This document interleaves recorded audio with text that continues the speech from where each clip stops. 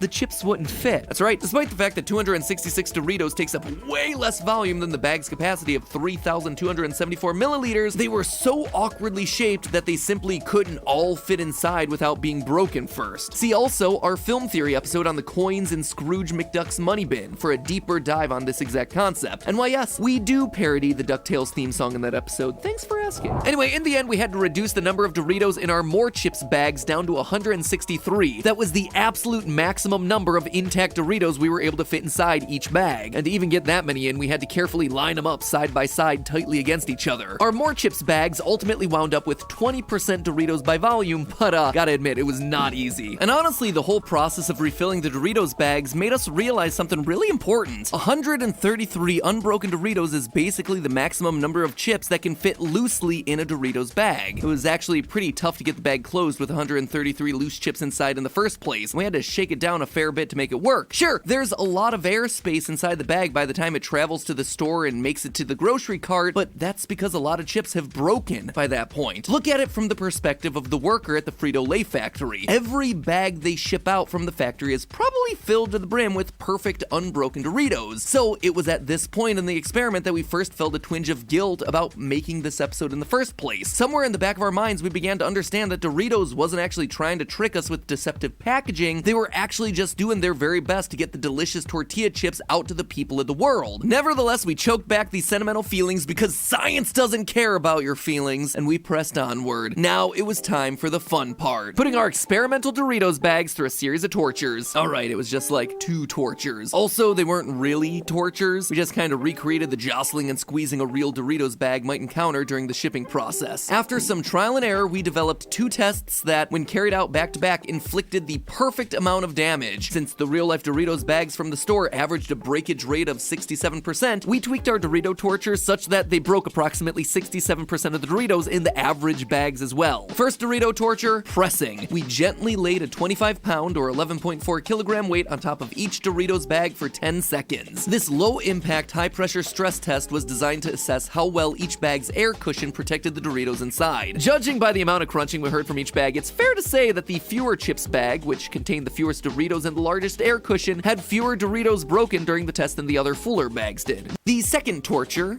highly scientific test, was to drop the bags onto the ground from a height of 8 feet. This sudden high-impact trial was meant to test the seatbelt theory, that Doritos packed tightly into a bag are better protected than loosely packed Doritos. Finally, after all bags were dropped, it was time to open them up and assess the damage. First up were the more chips bags, and these guys had a rough time under that 25-pound weight. I wasn't expecting a whole lot of Doritos to be intact, and I was certainly right to think that. Of the 163 Doritos we packed inside each more chips bag, only 33 of the chips made it out unscathed on average, for a breakage rate of nearly 80%. Next, we opened up the average bags. By design, 33.3 chips per bag made it through our Doritos tortures unbroken, for a breakage rate of about 75%. So the average bag clearly outperformed the more chips bag. Not only was its breakage rate lower, but the average bag actually produced more unbroken chips overall, which is surprising since it had fewer chips to work with. Last but certainly not least, we had ourselves the fewer chip bags. Well, I guess they actually are least since they have the fewest number of chips, but whatever. I still think they're pretty great. Anyway, an average of 14.7 of every 67 chips made it through intact, giving the fewer chips bag a breakage rate of 78.1%. That's right, theorists, the average bag, patterned after the way Frito-Lay actually fills their bags in real life, performed the best, hands down. Packing more Doritos into the bag resulted in a higher percentage of broken Doritos. Placing fewer Doritos into the bag resulted in a higher breakage rate as well. The kicker is that the average bags produced an average of 33.3 unbroken chips per bag, the highest number of intact chips of any of our 3 competitors, period. So at this point, I'm busting out the couch and the sad music because this YouTuber owes Doritos an apology. Since the dawn of the internet, chip makers have been getting dragged for putting so much air into their chip bags, and I guess I got wrapped up in it all. Yeah, I'll admit it, when I first set out to make this video, I figured it would wind up being a bit of a takedown episode that showed how Doritos packaging is deceptive and doesn't actually help protect the chips. But the numbers are in, and Doritos straight up slapped me down on both fronts. Today's experiment demonstrates that the slack fill approach can't keep most Doritos in the bag from breaking, but the 84% gas to 16% 15% chip ratio does cut down on chip breakage more than other fill ratios. So hats off to you, Doritos. I'm sorry that I ever doubted you. And hats off to our sponsor for today's episode, Noom. Steph and I have been using the health program Noom for a couple months now, and this thing is sneaky effective. It has this way of suggesting tiny little life changes that snowball into big, legit health improvements in our lifestyle. See, I'm not exactly what you call a diet person. I mean, clearly I'm not. I just spent the last week testing entire bags of Doritos. But gotta say, I have been really impressed with the simplicity and approach of Noom's program. Like the other day, the program suggested that I should just try working my favorite green food into my diet. Joke's on them, my favorite green food is green M&Ms. Booyah! No, but in all seriousness, it's broccoli, closely followed by asparagus. Seems too easy to actually work, right? And yet here I am 4 days later in the recording booth. I just finished eating breakfast and I worked spinach into my morning eggs for the third consecutive morning. And I think that's because Noom's approach is different from anything I've tried before. They're really focused on disrupting behaviors and routines using proven psychology and cognitive behavioral therapy practice. And this is by no means the most impressive part of their program, not even close, but something that's been shockingly helpful for me is how it lets me track my water intake. I've been trying to get better about drinking water since forever, and this Noom is somehow getting me to finally do it. Anyway, if an app that uses psychological tactics to lead you to a healthier lifestyle sounds like your cup of tea, take your free 30-second quiz using my link in the description to get started today. So far, the program's been really clicking with Steph and I. Who knows, maybe the Fourth Theory channel will wind up being fitness related, huh? Fitness theory? But seriously, just follow the link in the description to take Noom's quiz to get yourself started. Again, it is literally 30 seconds long and completely free. And while you're doing that, always remember, it's all just a theory. A food theory. Bon appetit.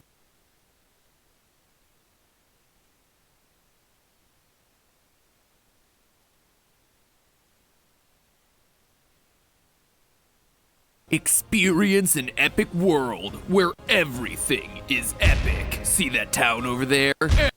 Epic. See that dragon? Epic. The combat? Epic. That stick? Epic. That villager over there? Romance them to have an experience that is best described in one word. Epic. Epic. Epic. So go get 'em, warrior. You can do anything you want in this world. What are you waiting for? Your epic adventure awaits in your pocket. Click to download today. Oh, wow, that looks really cool. Epic, actually. I just have to head on over here and download it.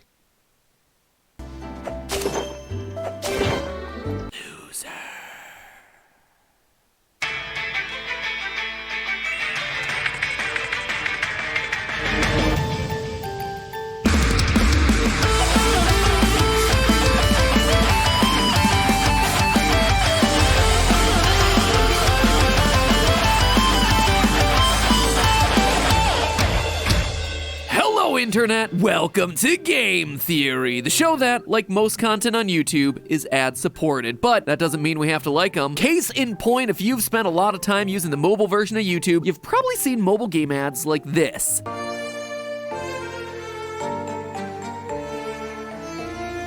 And this. My father is the chief of Navy. Take him. And this.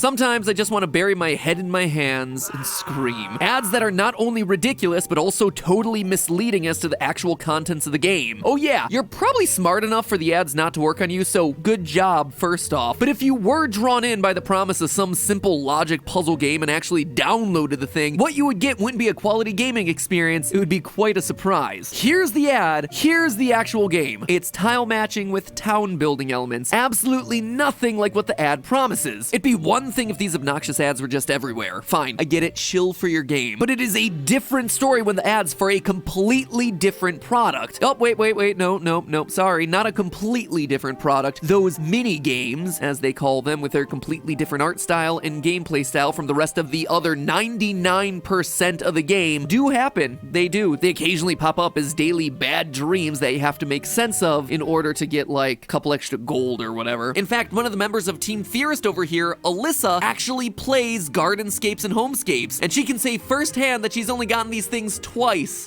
in the whole game. How long have you been playing this game, Alyssa? Long enough to get to level 965. There you have it. Nope, the only bad dream I need to make sense of today is how any of this is legal. Why do mobile game companies do this? Or maybe the better question, how are mobile game companies able to do this? Like, shouldn't this kind of misleading advertising be illegal? What is really going on here with these ads? And why isn't anybody doing anything to stop it? Let's take a look at the landscape from the last couple years. Misleading mobile game ads come in a lot of forms. In its laziest form, it just straight up takes gameplay footage from an entirely different game to pass itself off as something that it's not. Take, for example, the game New Mobile Game, You Can Do Whatever You Want. And yes, that is literally the name of the game. And if that right there doesn't tell you something about the creative bankruptcy of some of these companies, I don't know what does. To me, this one just reeks of them trying to optimize their game's title so they could show up at the top of search results for anyone who went to the App Store and typed New Mobile Games. I played it, and I gotta say, no, I could not do whatever I wanted, which was play a better game. Anyway, if you pay attention for more than 2 seconds to this game's trailer, you'll probably notice that, despite the fact that it's purporting to be an ad for a mobile game, the gameplay footage has a mouse cursor in it. That's because the footage was taken from a city builder game for the PC called Banished, which, by the way, is an incredibly relaxing way to spend time if you're cooped up indoors and long to answer the call of the wild by creating a colony out in the wilderness. But apparently one of the things that you can do in New Mobile Game, You Can Do Whatever You Want, includes very obviously stealing the footage of one game to promote something completely different. Then there's the browser-based game Dragon Awaken, a title that somehow does the impossible and manages to be even more generic than New Mobile Game, You Can Do Whatever You Want. It's a game that used footage that looked like this to market a game that looked more like this. And this isn't a simple case of a game using a cutscene or cinematic that diverged from the actual gameplay. The footage here isn't part of the game, nor was it created by a marketing team affiliated with Dragon Awaken. It was straight up lifted from the trailer for a completely different product called Project Awakening, which, it should be said, has nothing to do with Dragon Awaken despite the similarity of the titles. So if you saw this ad and thought, man, I would love to play that game instead, take heart, as Psy Games is actually making that game set for release in TBD. But again, another instance of a mobile game ad outright stealing the footage of another game to market itself. But then we get to the next tier, Galaxy Brain status. Rather than copying someone else's homework, they've taken to creating entirely new ads that don't resemble existing games, including the game that they're advertising. These are your pull the key ads, or steal the loot, or give the suffering people a very obvious solution to their plight ads. And it's nothing like the game that they're tricking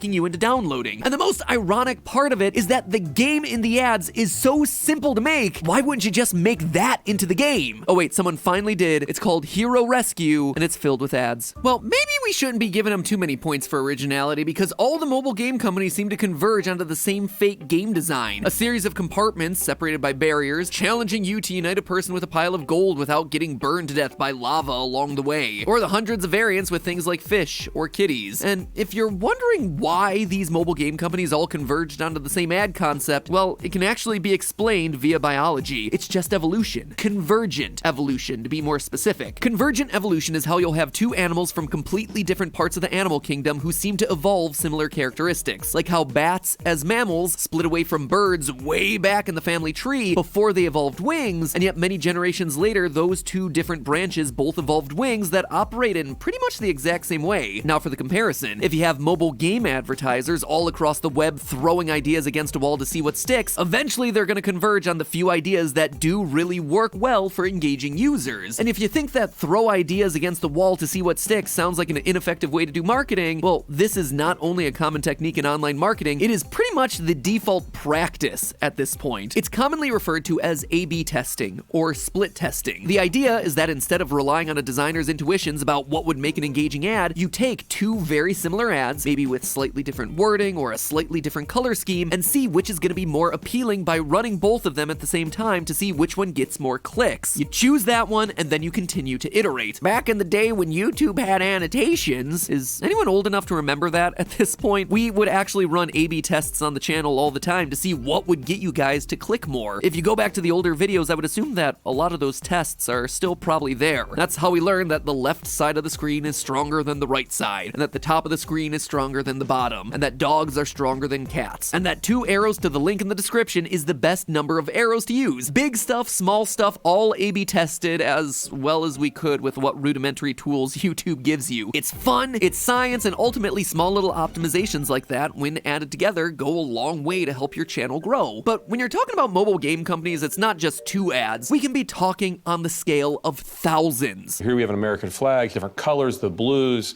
different messages above. So you'd send 2 identical ads with different colors? Maybe thousands. What it is what can make people react? Remember, there's so much noise on your phone. What is it that makes it go, I'm gonna stop and look? Now, granted, that 60 Minutes interview was with a political consultant who worked on the 2016 presidential election, where both candidates' campaigns spent a combined $81 million on Facebook ads, which allows them to test a lot more in terms of volume. But the basic principle is the same. Much like evolution isn't a designed process, but rather a series of random mutations gradually stumbling towards what works best, ads can be iterated on in much the same way, only a whole heck of a lot faster, because now you're doing it at the speed and scale of the internet. And let's be clear, this really is about what can make people react. They're trying to engage people, capture your attention, get you to watch long enough so you might just click the button to install their app. And they're not just looking for any player. These companies are looking to hook the whales, the power players that are gonna get addicted to the game, the ones that'll spend the most money inside of the game. They're basically using it as targeted advertising for a specific type of player. They're power players, the people who spend the most time, spend the most money in in-app purchases. They just throw in whatever they know will appeal to that specific type of player. And for whatever reason, this kind of animation and gameplay concept is just incredibly sticky for the power players. And creating a 5-second animation that'll play on a Twitter ad is way cheaper than actually creating a full-on game to try and ride the wave of this popular trend. But this can't be legal, right? Advertising a completely different product than the one you're selling. Whatever happened to truth in advertising? I mean, if I'm ever sponsored in any way, I have to declare that up, down, and sideways. And yet these companies are getting away with stealing footage or completely misrepresenting their games? How? Well, if you want to know the answer to that question, just ask the FTC, the Federal Trade Commission, who you might also know as the governing body responsible for rules around disclosing sponsorships for influencers. According to the FTC website, quote, when consumers see or hear an advertisement, whether it's on the internet, radio, or television, or anywhere else, federal law says that ad must be truthful, not misleading. All right, good so far. Now the bad news, or more importantly, the loophole. Enforcing these rules for misleading mobile game ads is probably not very high on their list. Again, from the same FTC info page, quote, the FTC looks especially closely at advertising claims that can affect consumers' health or their pocketbooks. Given that people who download a mobile game based on a misleading ad aren't experiencing negative health outcomes, and in most cases aren't even spending any money to install this free app, the FTC likely has much bigger fish to fry. Say, for instance, products with false claims around preventing disease. A complaint saying, hey, I caught a highly contagious virus because this mask didn't comply with the filtration standards that the advertiser claimed. Probably gonna rank a lot higher than, hey, I spent 5 minutes installing this mobile app and it wasn't like what the ad showed me. When you look at the mobile game apps that the FTC has gone after, it usually involves ads that make false claims like, your phone has a virus, tap here to remove it. This was the case for an ad that targeted millions of Android users. The product, as it turned out, was not in fact a virus scanner, but actually a ringtone bundle that billed users for $9.99 a month. And Gesta, the company selling those ringtones, was required to give automatic refunds to people who were lured in by the false advertising. Another case where a site or app got sued for fake or misleading advertising, Match.com, who became a target for FTC scrutiny based on the fact that they would have fake profiles on the site that would message users that could only be read if you paid for a subscription. Humanity is just the worst to itself. If you look through the complaints about misleading ads that have led to actual FTC action, they all have one thing in common: the fact that these misleading ads get people to spend money on something that was either a fake product or not what it claimed to be. However, these misleading mobile game ads seem to fall short of that. It's true, mobile games do have in-app purchases, but odds are that by the time you start paying money for imaginary currency in that Match 3 game, you're already past the point of realizing, hey, wait a minute, this isn't the game that I saw in the ads. It's much more difficult for people to claim that when they bought gems or silver in the game after playing it for 30 minutes, that bet they didn't know what they were signing up for. They did, and they spent money anyway. FTC ain't gonna care. If it feels like mobile games are getting away with blatantly false advertising more than any other kind of product on the market, yeah, you're not wrong. It's probably because they operate on a business model that kind of protects them from these sorts of claims. It's hard for people to claim that they were actually being faked out at the time they hit the purchase button. The misleading ad isn't trying to get you to pay money, it's simply trying to get you to install a free app, which will then go on to try and sell you in-game items when you've spent some time in the app to learn what kind of a game it is that you really just downloaded. There's an old saying about how it's not illegal if you don't get caught. And while that is certainly not true, there is a lot of truth to the claim that a crime that doesn't get persecuted might as well not be a crime. After all, if you're blatantly breaking the law and nobody's out there trying to stop or punish you, why would you stop? In short, are these misleading mobile game ads breaking the law is probably the wrong question to be asking. Sure, yes, these ads are misleading and not truthful in the slightest, putting them likely in strong violation to FTC policy. But until the legal action starts, expect to keep seeing these ads every time you open up an ad-supported app. But hey, that's just a theory. A game theory. Thanks for watching. Also, as a quick addendum here, late in 2020, Homescapes and Gardenscapes, two of the games most synonymous with that pull the key style of advertisement, they got banned in the UK for exactly what we were talking about today, misleading ads. And now the ads have to include disclaimers like not all images represent actual gameplay. So not a big change, but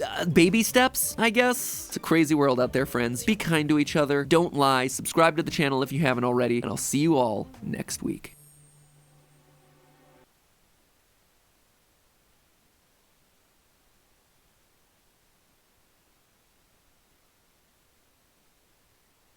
Something tells me there may have been some film theory fans working on the set of the new Sonic movie. Remember in the trailer when they showed Sonic running past a radar gun and it returned a value of 760 miles per hour? Well, that trailer clip prompted me to respond with this video, where I looked at the reality of radar guns, coming to the conclusion that no gun would be able to reach a speed that high, and that the radar would instead cap out around 200 miles per hour. And wouldn't you know it, the scene was changed in the final movie, where Sonic's new speed clocks in around 250 to 300 miles an hour. Coincidence? Maybe, but then how do you explain the scene when Robotnik, out of the blue, just encourages Sonic to slow down, telling him that his speed is dangerous for his joints? They proved it, you know, is exactly what he says. Now, who is this they, Eggman? Could it be us? I mean, we did dedicate an entire episode to whether Sonic's body could survive his own extreme speeds, concluding that it's ultimately bad for his joints. I'm just saying, there were more than a few parallels to our past Sonic episodes, and I'm not mad by any means. In fact, I'm kind of flattered. But next time, you could at least invite me to the premiere. Now, if you'll excuse me, I'm off to feed my sadness with this never-ending pasta bowl from Olive Garden.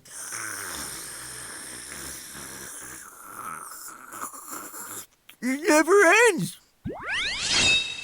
Hello, Internet! Welcome to Film Theory, where I'm here to remind you, Sonic turned his life around in 1 year. You can too. Today, I'd like to start by congratulating the team working on the Sonic movie. Well done, guys! You managed to do the impossible, like 3 times over by my calculations. In one movie, you managed to 1, create a good video game movie, 2, take the criticism of the internet rage machine and use it to better your film, and 3, make a kids movie with a minimal amount of cringe. I mean, having Sonic floss not just once but twice was starting to push your luck a bit there, but you know what? I'll give you the benefit of the doubt. I like to think of it as a callback to the days when Sonic had to maintain his weird little human-like teeth. I mean, why floss when you can floss? But seriously, I had a lot of fun with this movie. It was a perfect balance of original storytelling and fan service. The subtle references to Chaos Emeralds, the Sega Saturn, the theme music from the game, some of Sonic's iconic poses, the fact that his punch is about as effective as being slapped across the face with a flaccid noodle. I mean, you even managed to keep some of the big cameo reveals secret, including what was to me the highlight of the movie, the guest appearance of Sanic. I mean, how'd you pull that one out of your egg sack, Eggman? But don't let that comedically oversized head get any bigger there, Sonic team, because today can't be all about praise. I gotta knock you for some things. First off, blatant product placement for Zillow? Come on. We all know that Trulia's where it's at, fam. What?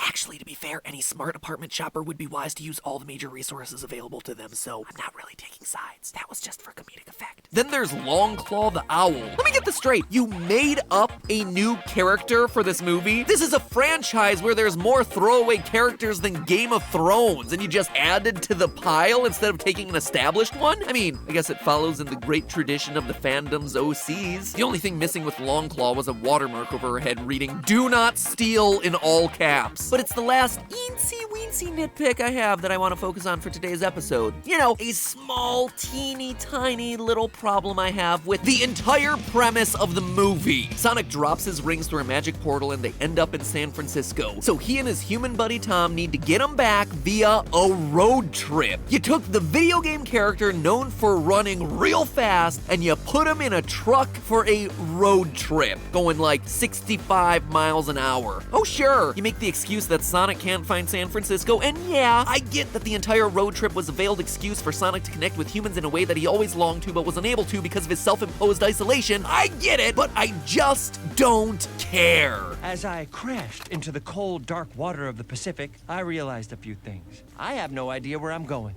And clearly, I'm not gonna be able to do this on my own. Don't sell yourself too short there, Sonic. I have a pretty good feeling that you would have been just fine left on your own. So today, we're putting that movie's premise to the test. Was Sonic's road trip with Tom a faster way of them getting to San Francisco than Sonic just running there by himself? Knowing what we know about Sonic's speed, as well as his apparent inability to use a basic map, would Sonic blindly running across the country ultimately get him to San Francisco faster than hopping in the old Chevy Silverado and driving there human style? So let's start off with what we know. In the movie, their entire road trip takes roughly 2 days. First night is Sonic's big night out eating chili dogs at the local biker bar, and by the late afternoon of the next day, they're in San Francisco eating clam chowder and fighting off Robotnik. But I want to double check that figure. It seems like it's a bit too short. We know that their journey begins in Green Hills, Montana, a fictional city that apparently isn't all that far off from the world's largest rubber band ball. A clue that you think might help us identify the real world location of Green Hills, but it doesn't. The largest rubber band ball in the world was made in Lauderhill, Florida, and now lives in a museum, just a couple of states away from Montana. I mean, Sonic could be seeing a sign for the world's second largest rubber band ball, a 175,000 band behemoth that lives in Eugene, Oregon, but it's still too early in the road trip for them to be all the way over here when they started somewhere in Montana. So, you know what? Maybe we're better locating Green Hills using another method. According to the welcome sign for Green Hills, the city has a population of 1,981 and an elevation of 3,445 feet. Now, finding a place in western Montana that fits both of those criteria is surprisingly challenging. Because the Rocky Mountains are going right through that part of the country, elevations tend to be higher on average there, 4,500 feet and up. But by cross-referencing Montana elevation maps with Montana population maps, I was able to roughly pick out Powell County, and specifically the city of Deer Lodge, as our prime candidate for the real-world equivalent of Green Hills. With an elevation of 4,567 and a population of just under 3,000, yeah, it isn't exact, but it's pretty darn close, and about as close as you're gonna find in this part of Montana. What also helped me settle on Deer Lodge was this moment in the movie, when Robotnik is tracking Tom and Sonic down. We see red dots marked out on the map, presumably key areas that they visited along the trip, and the starting dot is roughly here, right where Idaho has that first little chunk in the state. So track that over and boom, we're back in Powell County. So citizens of Deer Lodge, all 3,000 of you who are clearly watching this show, no longer will your city just be known as the home for the Montana State Prison. Really? Jeez, that is a bummer of a thing to be known for. Well, all of you watching from your little prison TVs while you're stamping out license plates, take pride knowing that you are now the featured city of a pretty okay video game movie.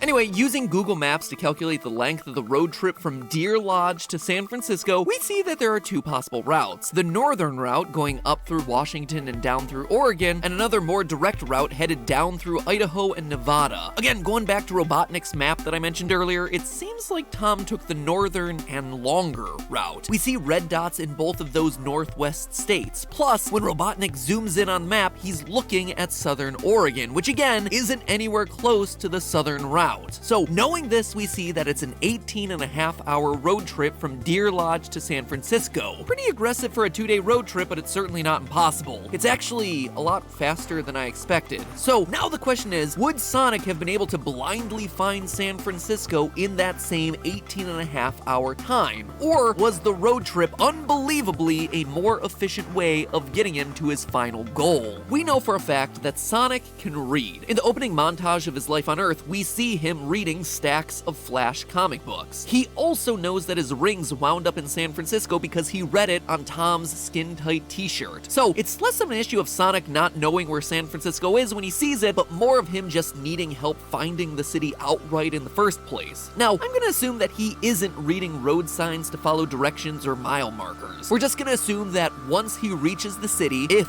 he manages to reach San Francisco, he'll be able to visually see the Transamerica building where his rings landed because it's just such a recognizable piece of architecture. So now, how do we calculate the odds of him finding San Francisco in the first place? Well, I propose that we do it by working under the assumption that he's just gonna run every street in America until he finds it. Just a bunch of trial and error. Brute force his way around the country until he finally sees a sign that says, "Welcome to San Francisco," or even better, just winds up at the foot of the tower. Which of course, as any Sonic episode does, leads us to the inevitable question of Sonic's speed. Now, last time I covered the Sonic movie, we calculated that Sonic was running near the speed of light. It's the only way he'd be able to emit an electromagnetic discharge capable of shutting off power grids and interrupting satellite flight. But let's not go to that extreme of a speed just yet. Let's give the movie the best chance it has at winning this little road race. Right at the start of their adventure, shortly after Tom and Sonic escape Green Hills, Tom kicks Sonic out of the truck, telling him to find San Francisco on his own, prompting the scene that I played earlier. Sonic runs west, just like Tom tells him, and he crashes into the Pacific Ocean and then runs back with a fish on his head. Now, timing this scene out, yes, I actually had a stopwatch in the theater, so not only was I the weird single guy in a room full of families and small children, but I was also the weird single guy in a room full of families and small children carrying a stopwatch and using it during the movie. But from the moment he takes off to the moment he returns to the truck, it takes exactly 3.9 seconds. I'm just gonna round this to 4 just to make the calculations a bit more simple. Speaking of 4 seconds, I have a challenge where you gotta go fast. Can you, in the time that it took Sonic to run from Green Hills to the Pacific Ocean and back, ring the subscription bell and leave a comment down below? Bet you can't. Let's test it out, shall we? 4,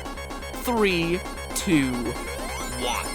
Did you do it? Well, whether you did or didn't, just know that your subscription is appreciated. I'm trying to get to 10 million subscribers sometime this year on this channel, and I need all the help I can get, so you subscribing means a lot. Thank you so much. Now on with the episode. If you took Tom's advice literally, Sonic ran straight west to the Pacific and then back in that amount of time. Drawing a straight line from Deer Lodge out to the Pacific, you see that at this point, they're about 550 miles or 885 kilometers away from the ocean. That means in 4 seconds, Sonic traveled 1,100 miles or 1,770 kilometers. That's 275 miles or 442 kilometers a second, or our final number of 990,000 miles an hour. 1.6 million kilometers an hour. Now, Tom gives Sonic the instructions of head west, so let's do that. Let's assume that Sonic explores every roadway west of where he currently is in Green Hills, Montana. That's mostly going to be the states of Idaho, Washington, Oregon,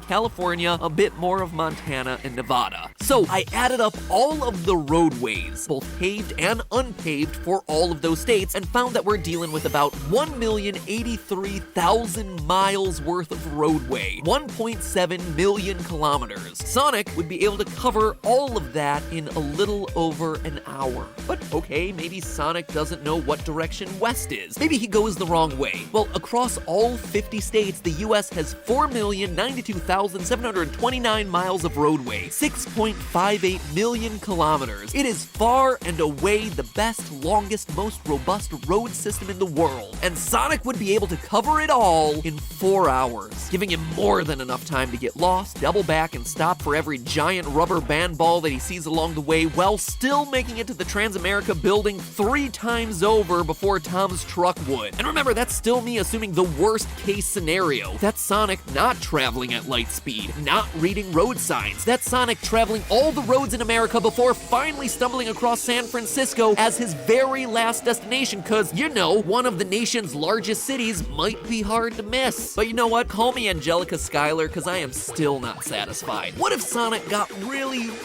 lost and took a roadway that went south of the border, or up to Canada, or maybe he just wanted to enjoy a nice huevos rancheros near the Nazca lines? So I tallied up all the roadways in all the countries and territories of both North and South America because I didn't feel like separating out the island nations, to be honest. So I went the whole 9 yards and I got myself 7,029,306 miles of roadway, 11.3 million kilometers, 7 hours and 6 minutes worth of Sonic runtime to run every street, every roadway, both paved and unpaved, in every piece of land in all of North and South America, and still he is taking up less than half the time it would require for Tom to drive him that 18.5-hour road trip. And so yeah, I went there because I'd already come this far, why not go the final step? I went to the CIA's World Fact Book and added up all 215 entries they had for the roadways around the world, paying attention to every last number,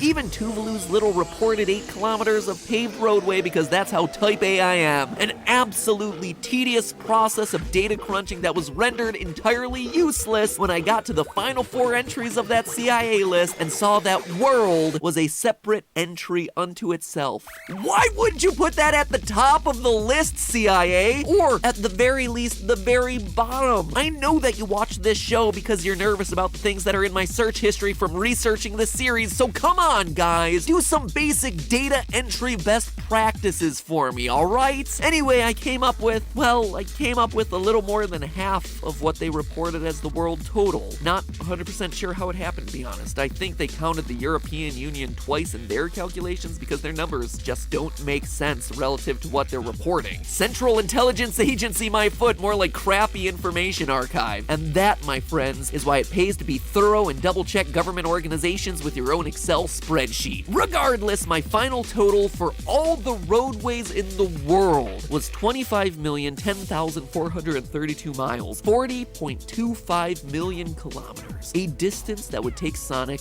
1 day and 1 hour to run, meaning that finally we've reached a number that Tom's road trip is able to beat. Or is it? Remember, we said that 18.5 hours was Tom's trip if he drove non-stop, but we know that they took breaks, they beat up biker thugs, they farted around in their hotel room, figuratively and literally.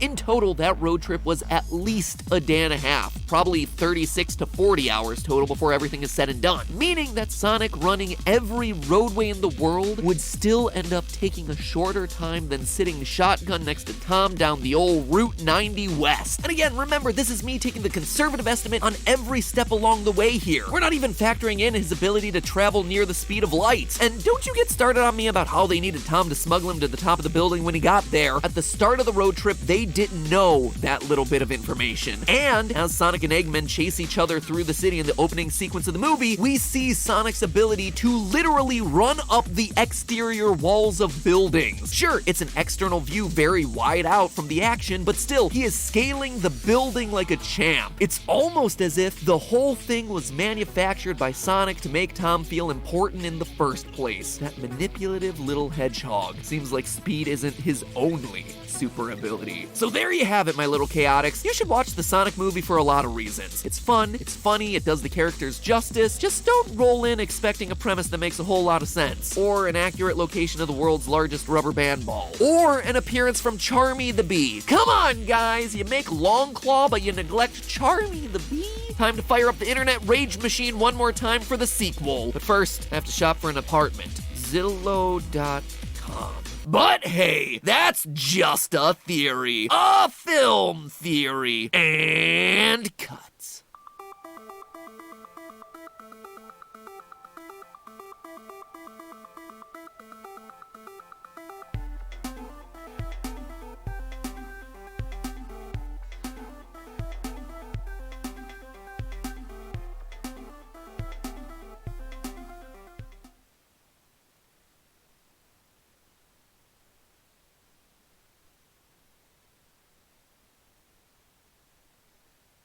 You know, looking back, Arthur might not be the wholesome PBS Kids cartoon that we all thought it was. I mean, he had an episode where everyone in school struggled with addiction to strange ingredients in the candy bars that they were eating. That's certainly concerning. And the whole world seems to operate under unspoken societal prejudices and high.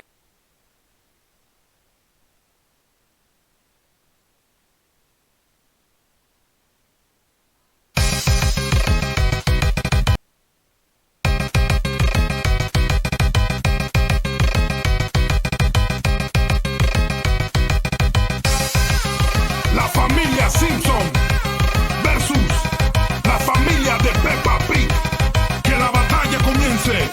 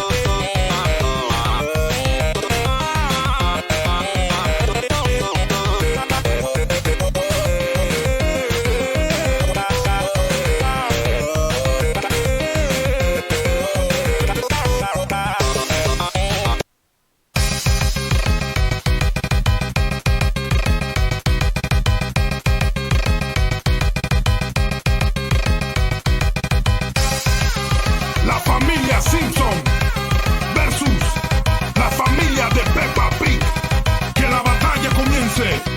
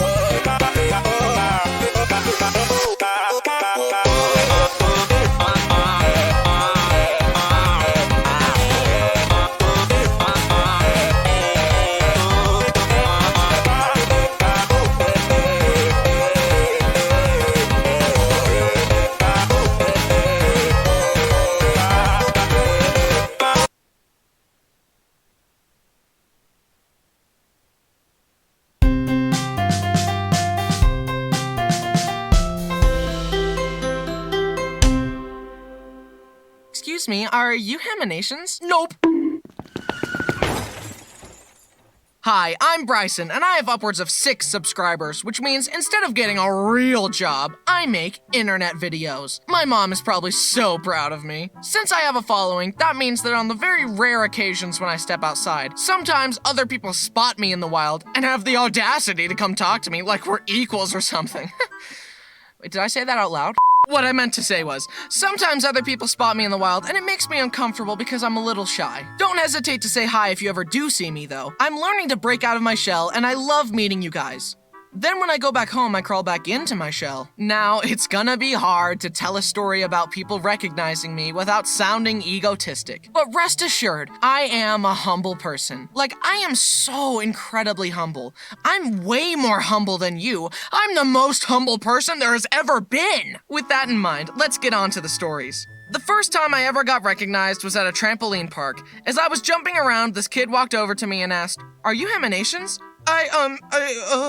Yes? I'm not crying, you are. I like your videos. I was so shocked because unless a person catches me, I definitely hide the fact that I do YouTube because I'm embarrassed that I never got a real job and that I'm a college dropout. So whenever people ask me what I do for a living, I timidly say, "Yeah, I'm an animator." However, my family definitely does not feel the same. Every chance they get, they're like, "He's a famous YouTuber. He's got over 2 million subscribers, and he makes a lot of money." To people I barely know, which obviously I don't like because I hate bragging and I don't want this person I just met knowing that I dropped out of college for internet views. For instance, one time my family was at an Olive Garden,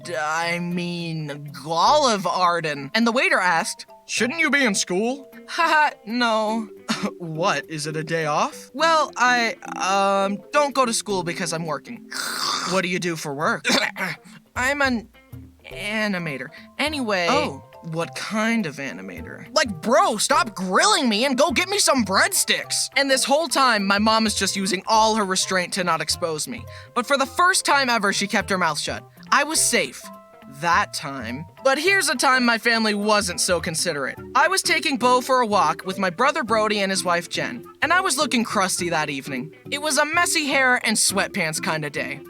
For the 5th day in a row. Anyway, we had a nice walk and stopped at a playground and started casually chatting and swinging. Just as I was thinking about telling Bo to go down a slide, one of the kids says, "Are any of you guys YouTubers?" Nope. Look, I didn't want to get caught, especially since I was looking crusty, okay? Are you sure? We heard someone say the name Bryson. Huh, that's weird. At this moment, Brody and Jen couldn't hold it in anymore, and they yelled, "That's Bryson from Haminations! Get him!"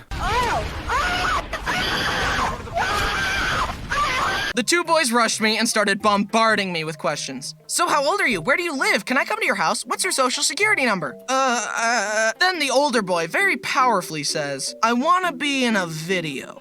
He didn't ask by saying, "Can I be in a video?" He demanded it. You've got some dang nerve, kid.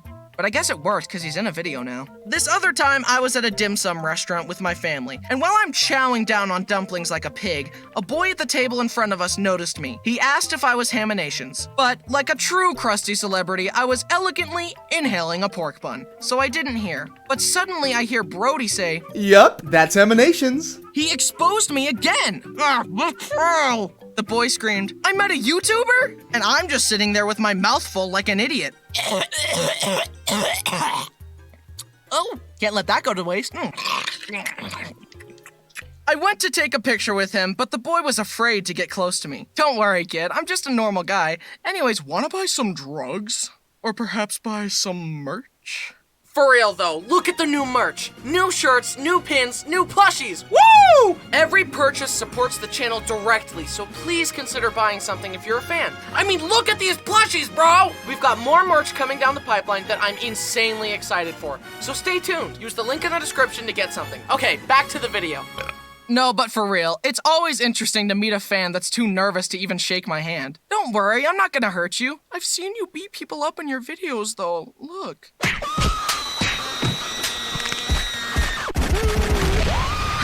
That's all behind me. I have conquered my violent tendencies. Now, I'm creating my meaning and living my truth. Oh, okay. Smile for the picture. Okay, bye now. It was a fun experience, even though I didn't give Brody permission to expose me. But don't worry, Brody. I forgive you. Another time, a girl recognized me at a convention, and she screamed at me so loud I almost fell over out of fear. "You're Haminations!" But she was nice. Also, a young boy there told me I needed to upload more. It hurt, but it was also true. We're working on it, kid. This next story took place in the Harry Potter theme park in Florida on the Hogwarts Express. A grown man openly fanboying about Harry Potter? I know. I'm very cool. When I take girls back to my place and show them my Lego Harry Potter collection, they practically throw...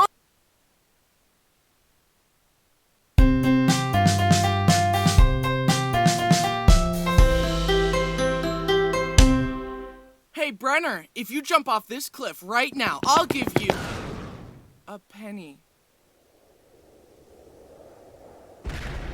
Oh. Hi, I'm Bryson, and a while ago I made a video about the times I almost died and the times I got hurt really bad. But that got me thinking about the other injuries in my family, and one sibling came to mind, one who had dodged the grasp of death more times than I can count. The sibling who had little to no regard for his own mortality and would regularly hurt himself. The wild child, if you will. The youngest brother, Brenner. This is gonna be a long video, because Brenner gets injured a lot. I don't want to cut out good stories or do a part 2, so let's just sit down, relax, grab some popcorn, and laugh at my brother's pain. Now, almost all of Brenner's injuries were self-inflicted. However, I think it's only right we start the video with Brenner's very first injury, the one he got from me. Brenner had recently been born, and my parents invited me into their room to say hi to my new baby brother. As I said hello to him, he reached out his hand and scratched my chest. Now, obviously, Brenner was just a baby. He had no control of his body and was just moving around.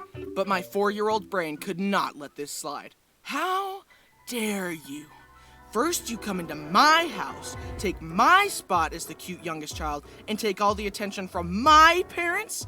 And now this? I offered you my hand in friendship, and you attacked me. You must pay recompense for your actions.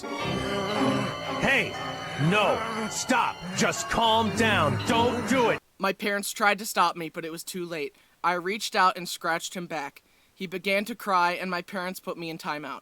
Little did Brenner know, his pain had just begun. Okay, in all seriousness, I felt really bad for what I did. Even now, I still regularly apologize to Brenner about it. But he can't even remember it, so he doesn't care. Brenner, my conscience has really been getting to me lately, and I'm so sorry about what I did. Dude, that was 17 years ago. Can you just move on? I forgive you, okay? Thank you. I love you, Brenner. I'm so glad I could get that off my chest. Remember in my pain video where my brother Brody slammed the door in my fingers? Yeah. Apparently that experience runs in the family. Brody walked through a door as a young Brenner was sticking his fingers in the hinges, and Brody slammed the door again. Brenner's fingers bent every which way. If I had a nickel for every time I slammed a sibling's fingers in the door, I'd have 2 nickels. That isn't a lot, but it's weird that it happened twice. Luckily, Brenner's fingers didn't break, and the doctors fixed him up. Feel better soon, buddy, and don't get into any more trouble. I will make no such promises. One time, me and Brenner were playing tag, and rather than be tagged by me, he jumped into a busy street and a car barely avoided him. I guess Brenner was more willing to die than lose at tag. Would you rather die a terrible death or... Definitely death. Wait, you didn't hear the other option? Death. I genuinely don't know why he is so accident-prone, but this next story was no accident. You know how sometimes your mom has a really good friend, so she decides to make you hang out with her friends' children, but you don't like them? Yeah. When I was younger, my mom sent me and Brenner to play with the neighbor kids, Jake and Steven. The main reason I didn't like Jake was because he said, "Your sister is so hot." Brittany was 18. Jake and I were 8. Have you considered shutting up? Anyways, I spent the day tolerating Jake's shenanigans, but eventually I hid from him on the front porch and watched Brenner and Steven play in the front yard. "Come here, Brenner, I want to show you something." Brenner walked up to him, Steven grabbed his hand, reached into his pocket, and pulled out a pair of scissors and started cutting Brenner's fingers. Stop! I ran over to them to check on Brenner. His fingers were bleeding and he was crying. I slapped the scissors out of Steven's hand, grabbed him by the arm, and forced him inside to his mom. "Hey, Steven just cut Brenner's fingers with scissors." Oh, Steven. What? That's it? I was shocked. Call my mom right now so she can pick us up. We're leaving. We left and Brenner's fingers healed just fine. But still, that reaction from the mom was not okay. Luckily, I never had to go to that family's house again. Reminds me of another time Brody was really young and another boy was punching him. My mom took the kid to his mom and told her that his son was hitting Brody, and all she did was say, "Soft hands, Hunter." I mean, come on, soft hands? How about punishing your kid for hitting a stranger? You clearly don't know how to discipline children. Here, I'll show you how it's done. A lot of Brenner's injuries were caused by him wanting to grow up fast and to keep up with his older brothers. For example, My turn. Bryson doesn't need training wheels on his bike, so neither do I.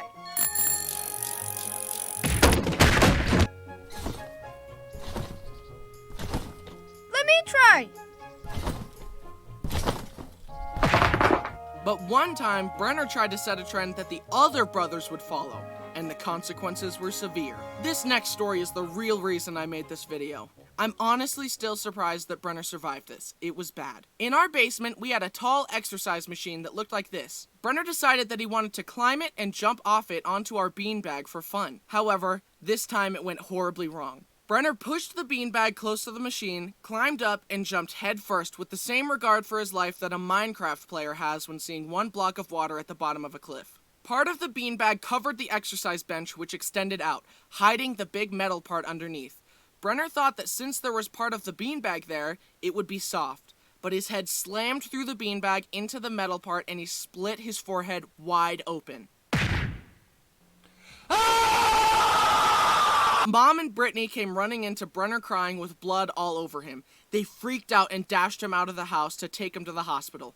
I only caught a glimpse of him as they ran out, but I could tell it was bad.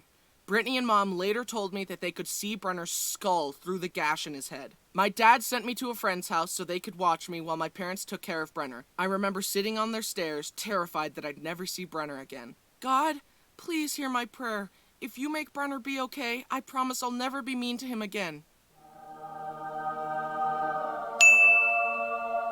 At the hospital, since Brenner was so accident-prone, they kept pointing to cuts on his head that were from previous shenanigans. Is this cut old or new?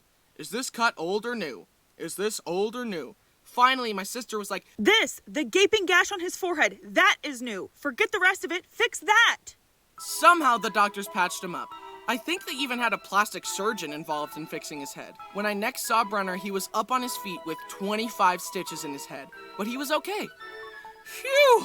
I thought you were gonna die, Brenner. I'm so glad you're okay. Anyway.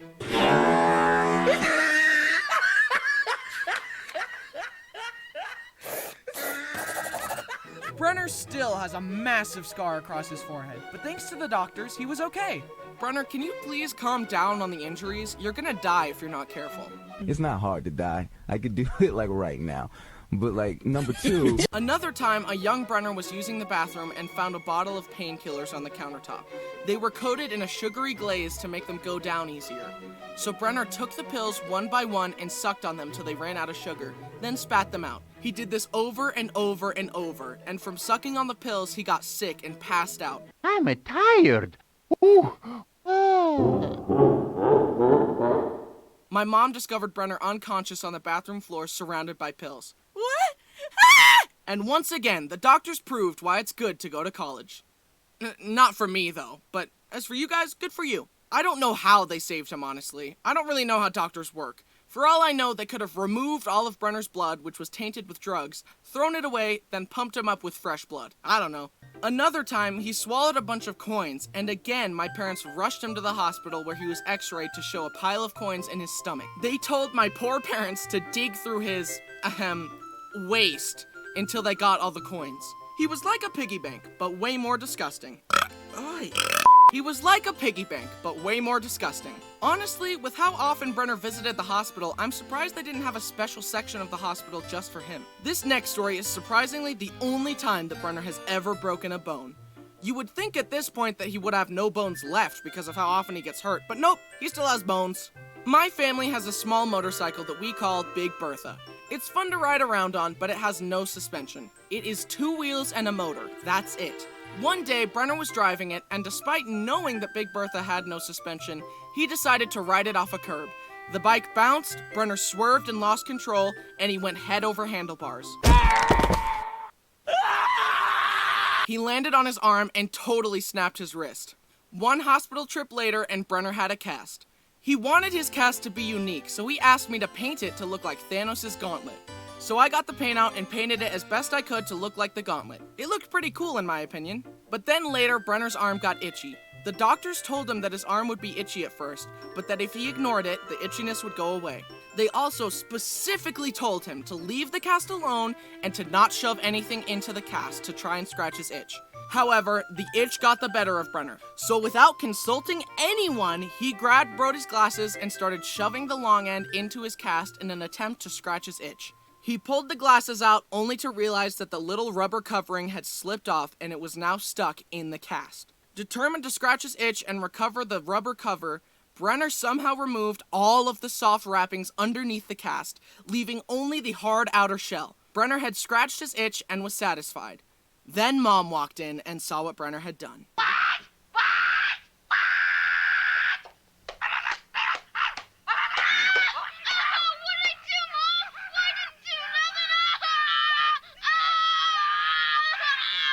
They went back to the hospital and explained the situation.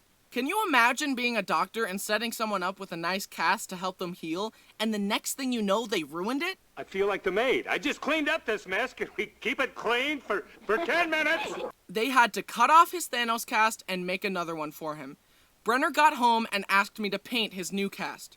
No, I spent a lot of time painting that last one and you ruined it. How do I know you won't ruin it again? Come on, man, just paint it again. Why should I be penalized because of your sloppiness? So Brenner went around wearing a lame blue cast rather than a cool Thanos cast. A few months later, the doctors took off the cast and they realized that Brenner's arm had healed crooked. It was literally like a 15-degree angle. My mom pointed this out and the doctor said, "Yeah, well, it's within the range of crookedness that we consider to be acceptable, so we're just gonna leave it like that."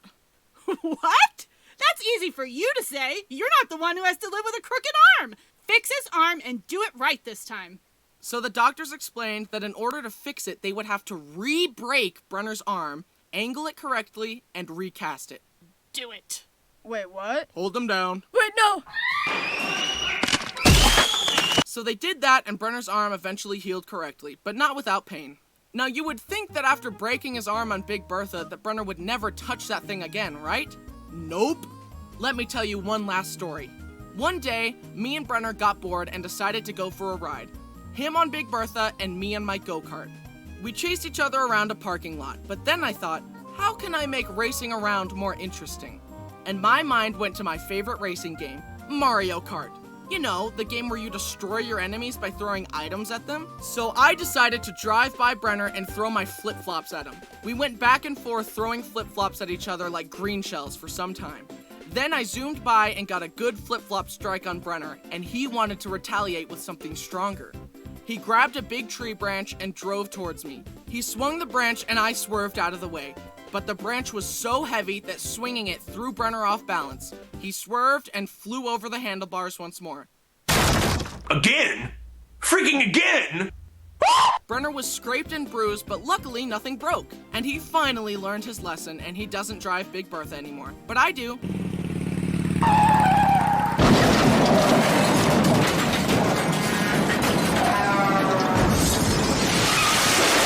Here we are at the end of the video, and yet, that's not even all of Brenner's injuries. But if I keep talking about them, this video is going to be 30 minutes long, and at that time, he'll probably injure himself again. Let's quickly get through some last stories. Lightning Ground. We visited a janky aquarium that let you swim with sharks, and a bamboo shark bit Brenner's finger. Brenner went to a trampoline park, attempted a stupid trick, and landed on his head and had to wear a neck brace for a few weeks. Brenner and Brody went kayaking. Brody tried to splash Brenner with the paddle, but it skipped off the water, slammed into Brenner's face, and cracked his front teeth. A car almost backed over him as a child, but he hung onto the bumper while being dragged, and my sister stopped the car to save him. His friend accidentally shot him in the forehead with a BB gun, and his forehead still has a dent. In conclusion, Brenner's guardian angel is built different, because she has saved Brenner more times than I can count. And as much as I make fun of him, I am grateful for that. As he has grown, I think he has gotten a little less accident prone. Let's hope it keeps going in that direction, cause I'm pretty sure he has used up all of his 9 lives. God has sent his soul back to the living world so many times at this point that if Brenner shows up there again, God might just say, "Oh, forget it," and keep him. Well, hey, it could be worse. At least his soul is going to heaven. Hey guys, it's me, your favorite Bryson. Thanks for watching. It's been a while, so let me make some announcements. I'm a featured creator at VidCon this year, and I hope to see you there. I have a TikTok now, go check it out. We also started doing YouTube Shorts. Thanks so much for the positive feedback on those. The first short I posted is now the most viewed video on the channel. Thanks a ton for that. We have 2 teams now. The goal is to be working on 2 videos at a time. The red team made this video. And guess what? 2 more videos are in the works right now. I can't wait to show them to you. They're some of the best videos we've made. We have a Spanish language channel as well, so check that out if you speak Spanish. We also hit 3 million subscribers. Yahoo! I'm working on 2 super secret awesome projects right now that I'm real excited for. Stay tuned for that. Also, I turned 22 a while ago, so that's neat. I can't wait to see all the comments saying, "Did his voice get deeper?" Those are always fun. I can't wait for you guys to meet me in real life and realize that my normal speaking voice actually sounds like this. Okay, I love you, and wear your seatbelt.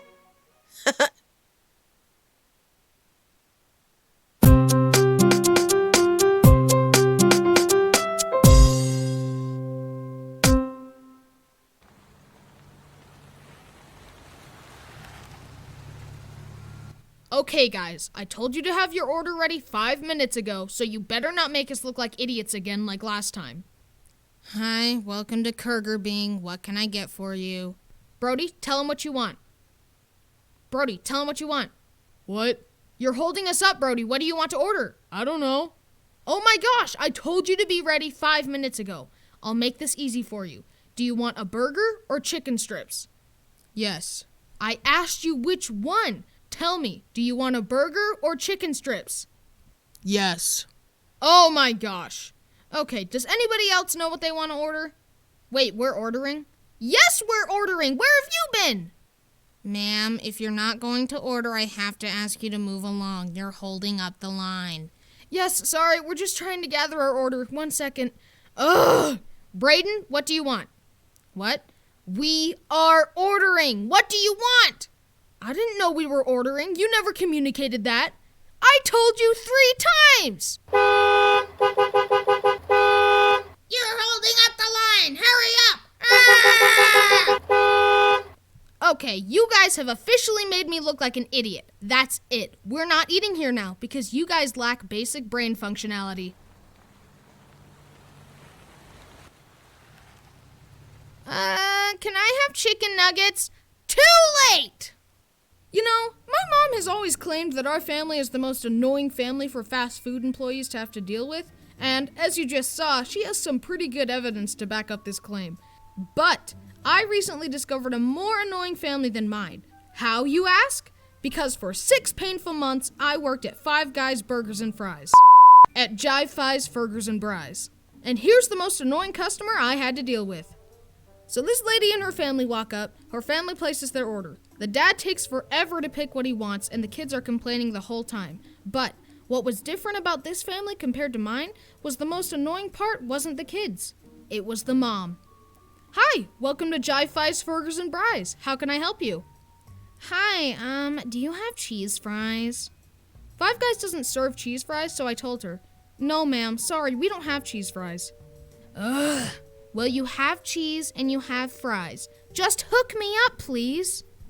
The decision wasn't up to me, so I turned around and asked my manager, "Hey, this lady really wants cheese fries. Are we allowed to do that?" My manager said, "No, sorry, we can't do that." I went back to the register and told the lady, "Sorry, ma'am, we can't serve you cheese fries. We serve fries in cups, and putting cheese on that would only cover like 5 fries, and it would melt all the way down the cup."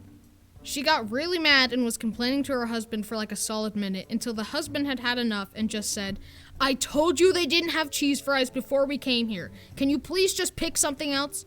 "No, I want cheese fries."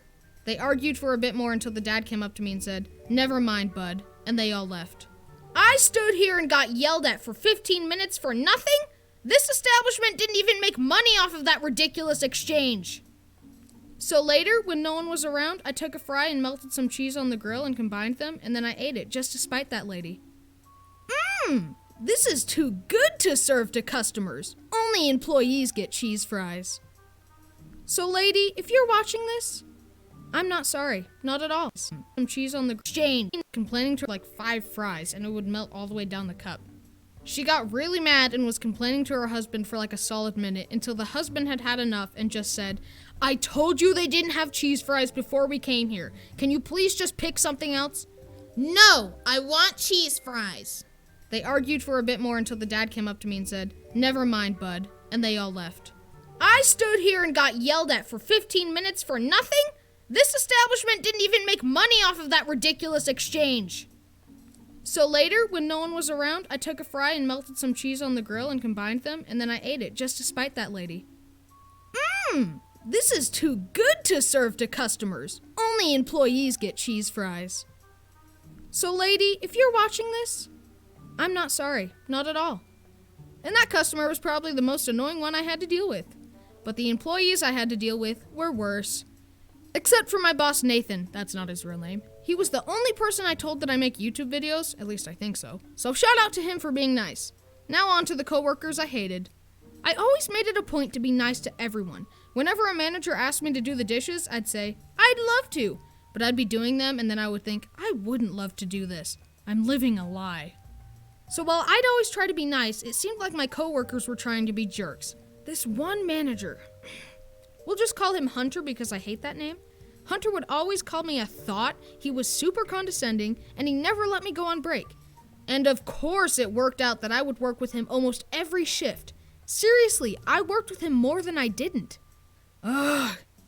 Something that really surprised me was that whenever I was making milkshakes for people, every time I finished, I would say, would you like whipped cream on this? And I was surprised at how many people said no. Why wouldn't you want whipped cream? I would think. Maybe they can't have it because they are lactose intolerant. Wait, no. Milkshake is 100% milk regardless of if it has whipped cream or not. Maybe they're on a diet? Wait, no. If you're on a diet, then you don't order a milkshake at all. Maybe they don't like the taste? Wait, no. That's impossible because it's delicious. It's a mystery I've yet to solve. So vote up in the poll if you like whipped cream or not, and if you don't like it, tell me down in the comments why you're weird. So yeah, that was work for me. I'm gonna do a part 2 when I feel like it, and yeah. Bye! Hey everybody, so I'm recording this with my baby nephew, Hank. Say hi, Hank. Hi, boys. Say, subscribe to Haminations. Animation. Yeah! So this will definitely be a part 2 sometime. Thanks for watching. Working at Five Guys would have been so much better if my coworkers could have just not been jerks. But you win some, you lose some. Say, hi everybody. Hi everybody. I want to talk. You want to talk? Okay, talk. Hello. Hello. No. Okay, thanks for watching everybody. I will see you later. Bye. You're so cute.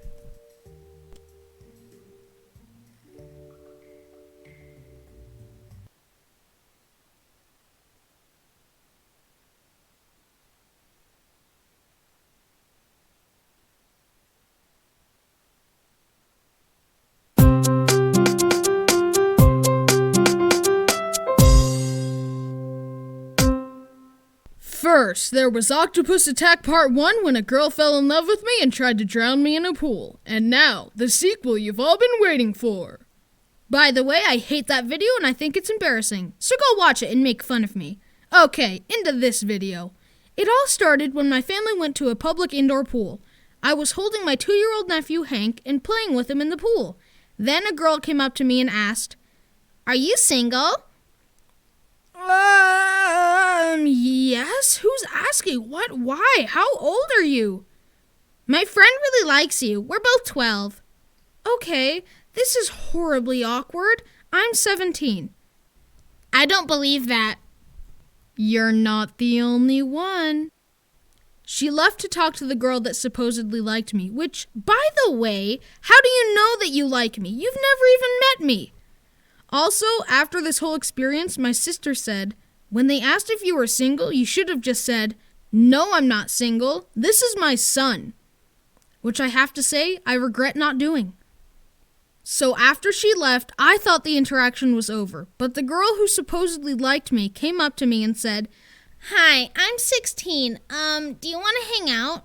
Huh, interesting. I seem to remember that other girl saying that you were 12. Also, who introduces themselves by saying, "Hi, I'm 16. Hi, 16. I'm Bryson."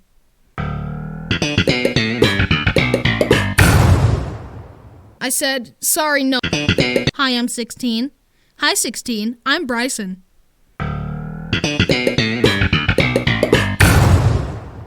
I said, "Sorry, no, I can't hang out. I'm busy." Like, low-key trying to say, "No, please stop," without offending her, but she didn't get the picture. Do you have any social medias? And to that, I did what any reasonable person should do when being stalked by a 12-year-old. I lied to her. "Nope, sorry, I don't have any social media." At Haminations on Twitter, link in the description. Shh. "Oh, okay," and she left. I told my family about the situation, and they all laughed at me. I thought my troubles were over, but I was wrong.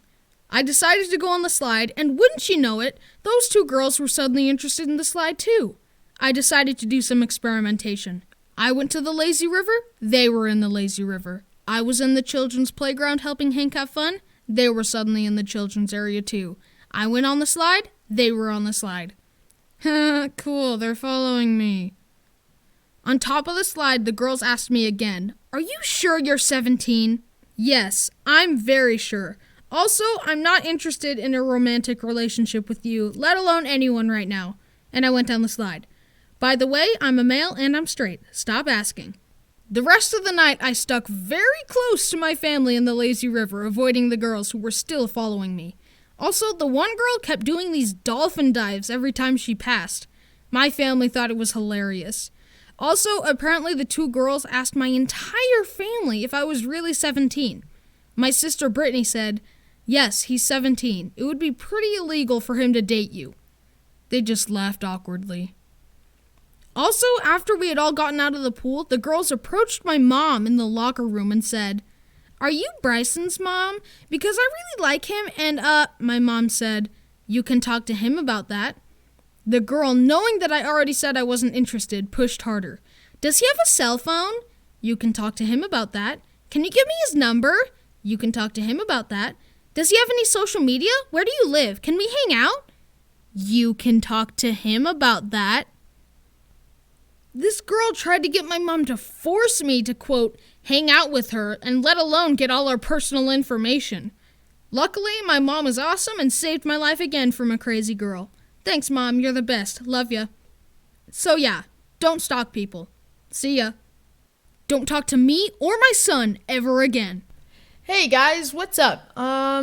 Sorry that it's been a while since I uploaded a video, but since it's summer now, I'm going to have a lot more time to animate, so I'm going to be uploading as frequently as possible. So you can look forward to that with this channel. Thank you guys so much for all this amazing fan art. It blows me away that people around the world took time out of their day just to make something like that for me, to let them know that they like what I've done. I really appreciate it. I couldn't even put it into words how grateful I am. So if you want to send fan art, just go to my Twitter and send it to me, or you can just tag me, and I will like it if I've seen it. And you can also send it in an email, but I don't respond to all the emails, otherwise I'd be on the computer for hours. But you can send it to my email, but you won't be notified if I've seen it. So yeah. Also, my voice kind of sounds dumb right now because my throat's being dumb. And I'm just generally dumb. Okay, bye. Follow me on Twitter.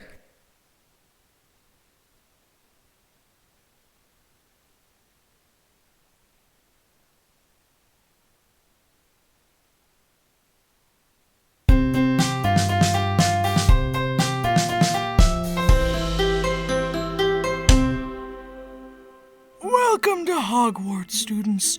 A magical school that is totally safe all the time. Ooh. Mr. Bryson, no flying into Great Hall. Don't worry, I can control this broom perfectly fine.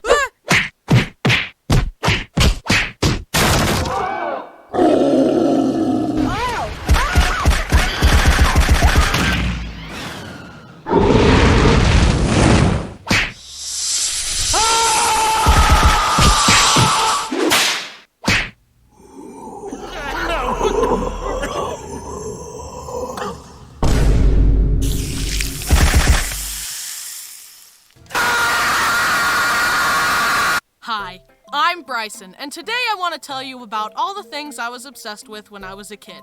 Let's start with the first one.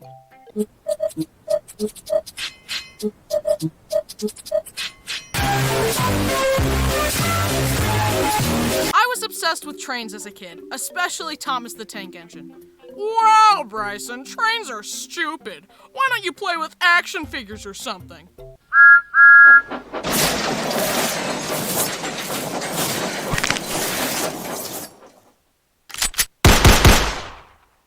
I used to watch the show, my parents got me the little wooden toys of the trains, and my dad even made me a train table to play with them on. Thomas, look out! There's a child on the tracks! Oh no, his brakes are broken! He can't stop!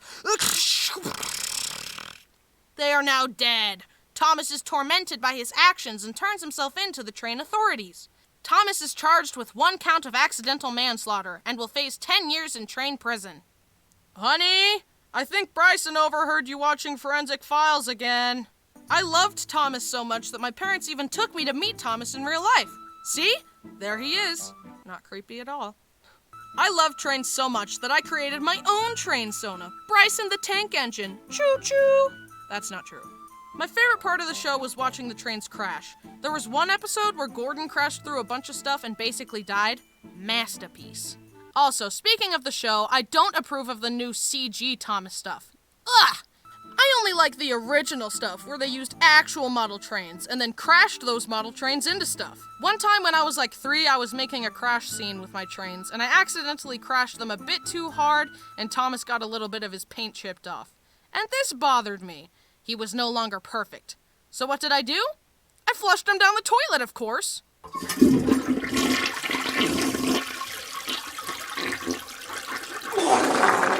A while later, my parents realized that the toilet was clogged. My parents called a plumber, and after hours of trying, the plumber angrily said, "Ugh, there's nothing I can do. I've never encountered a toilet I can't unclog. You're gonna need to buy a new toilet." So they let the plumber smash the toilet open to see what had clogged it. It was a big wad of toilet paper, and at the center was my Thomas train. So we got a new toilet, and I got a new Thomas.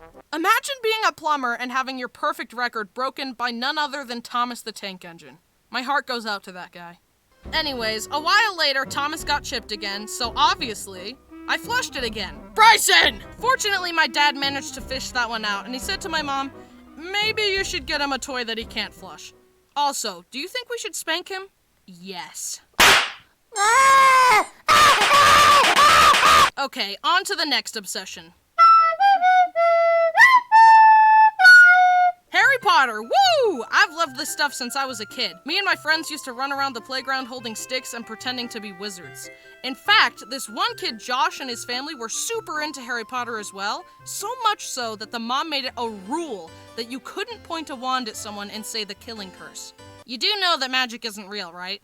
Yeah, they were a weird family. They were also all redheads, just like the Weasleys. So that was the first red flag. I'm kidding. Hair color stereotypes are not nice. Gingers do have souls. Whatever you say, stupid blonde. That one is actually true in my case. I'm still gonna beat you up, though. I understand. Look, I'm feeling generous today, so I'm gonna give you a pass. But know this. If you ever cross me again, I will end you. Understood? Understood. Thank you. Also, one time on the trampoline, Josh got gum in my hair, and I never forgave him for that. Avada Kedavra! Oh shoot, magic is real. He's just tired. I also loved it when my parents would let me get Harry Potter Legos, because then I got to build the magical world I loved so much. I liked being able to build cool stuff. Legos are cool. Wow, Bryson, you still build Legos? Grow up! Legos are toys! I warned you.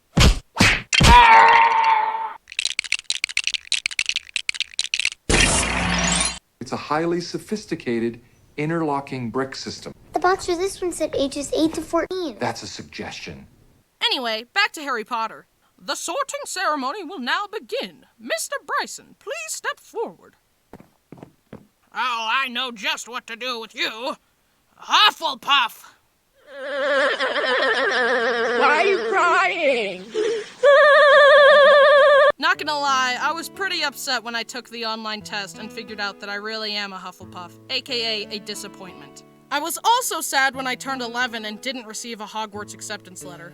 Turns out Hogwarts isn't real. It's a hard pill that you just gotta swallow.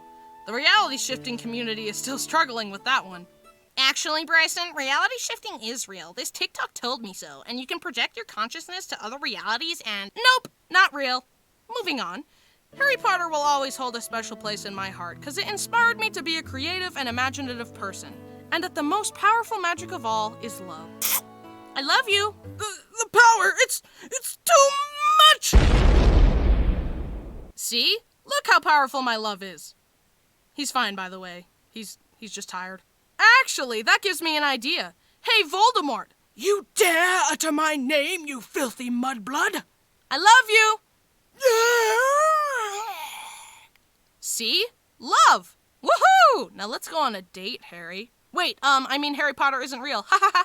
Anyways, they made an entire theme park of Harry Potter, and it's freaking awesome and magical, and I like it.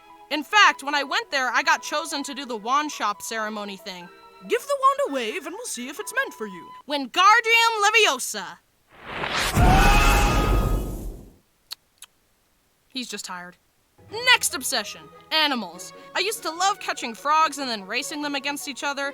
If my friend had a pet, I would insist on holding it and petting it. In fact, my discovery of YouTube was just me watching videos of hamsters for hours on end and begging my parents to let me get one. And eventually, they finally caved and got me one. The day I got him, me and my family were watching the Bee Movie. So I named my hamster Barry, short for Barry B. Benson, of course. But then I decided to introduce Barry to my dog Duke, without consulting my parents. Rest in peace, Duke.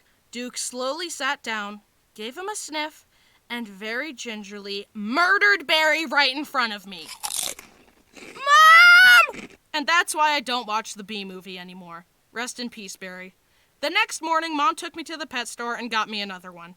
I named him Oreo, and he lived a long, happy, natural hamster life of 2 years. They don't live that long. Also, one time I was at a friend's house, and he had 2 little twin brothers. They were given 2 pet guinea pigs the day before, but they had already died because the boys were convinced that guinea pigs could fly. So they took them on the trampoline and tested their theory. Rest in peace. Anyway, at that time, I also had a pet guinea pig named Link, and the boys with tears in their eyes asked, "Our guinea pigs died. Can we have your guinea pig?" And that was when I learned the valuable lesson of how to say no to people. Speaking of death, I've mentioned that my parents keep chickens in the backyard, and one of them is named Ham. Well, Ham is actually Ham 2. Rest in peace, Ham 1. My sister's dog got her.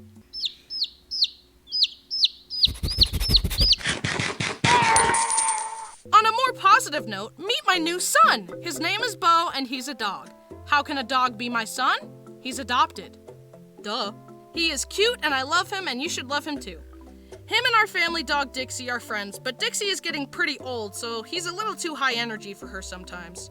I've been bombarding my friends with pictures of Bo, and they are so tired of it. So now, I can bombard you with them. Look at him. He's so cute. Bo is 2 years old, and I rescued him from an animal shelter in January of this year. And I'm glad to have him. He can be a stinker, though. He is a total thief. He steals stuff off the counter all the time, and he chews on stuff he's not supposed to chew, but I'm working on training him the best I can. However, one time I had to go to the store, so I left Bo home in his crate. He had been doing good in the crate the last few times I left him in there, so I thought we were gonna be okay. But this time was different. Instead of accepting his fate like usual, he spent all his energy trying to get out of the crate by biting it from the inside. And in doing so, he broke one of his bottom teeth. I was so sad. Bo was no longer perfect. So what did I do? I flushed him down the toilet, of course. No, but I was really sad that he hurt himself in the crate, so I actually want to get him a tooth replacement. He's honestly such a silly baby boy, and I love him so much. He's very handsome, and I get compliments on him all the time. Hey, that's a good-looking dog. Sick him! That was a joke. He's very friendly with people and other dogs. So, this video was all about my childhood obsessions, but I have a confession. All of these obsessions have persisted into adulthood. I still love animals, and I still love trains. I'm not obsessed with Thomas anymore, but I still just like the way steam trains look. I even have 2 electric trains, the Polar Express and the Hogwarts Express. Also, so far as animals go, I've got Bo and my 2 pet tortoises, and that's me restraining myself. I want a pet pig, a pet duck, and a parrot, and a lizard, and another dog. I mean, I moved out of my parents' house, so I can do whatever I want, but I gotta hold back so that my home doesn't become a zoo. And I'm also still obsessed with Harry Potter. I've got like all the Lego sets of them, and I carved and painted my own wand, and I rewatch all the movies once every few months. So, since all my childhood obsessions have persisted, we can conclude that I am still a child. A little baby man. Ha ha, stupid baby! Wait, what? You've become so predictable, Bryson. Now it's my turn.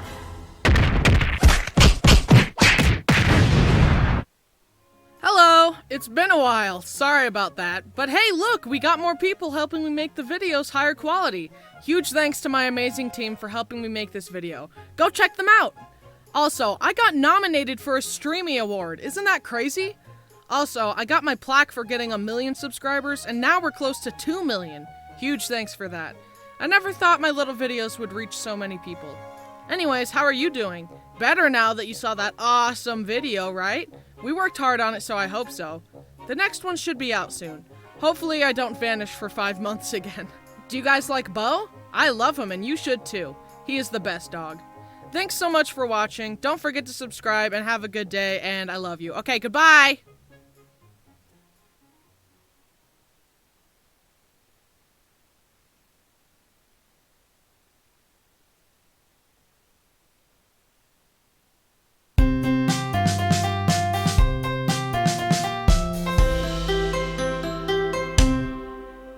Hi, I'm Bryson. Let me give you some context. Basically, I have an overactive imagination, and a few years ago, I made some videos about it.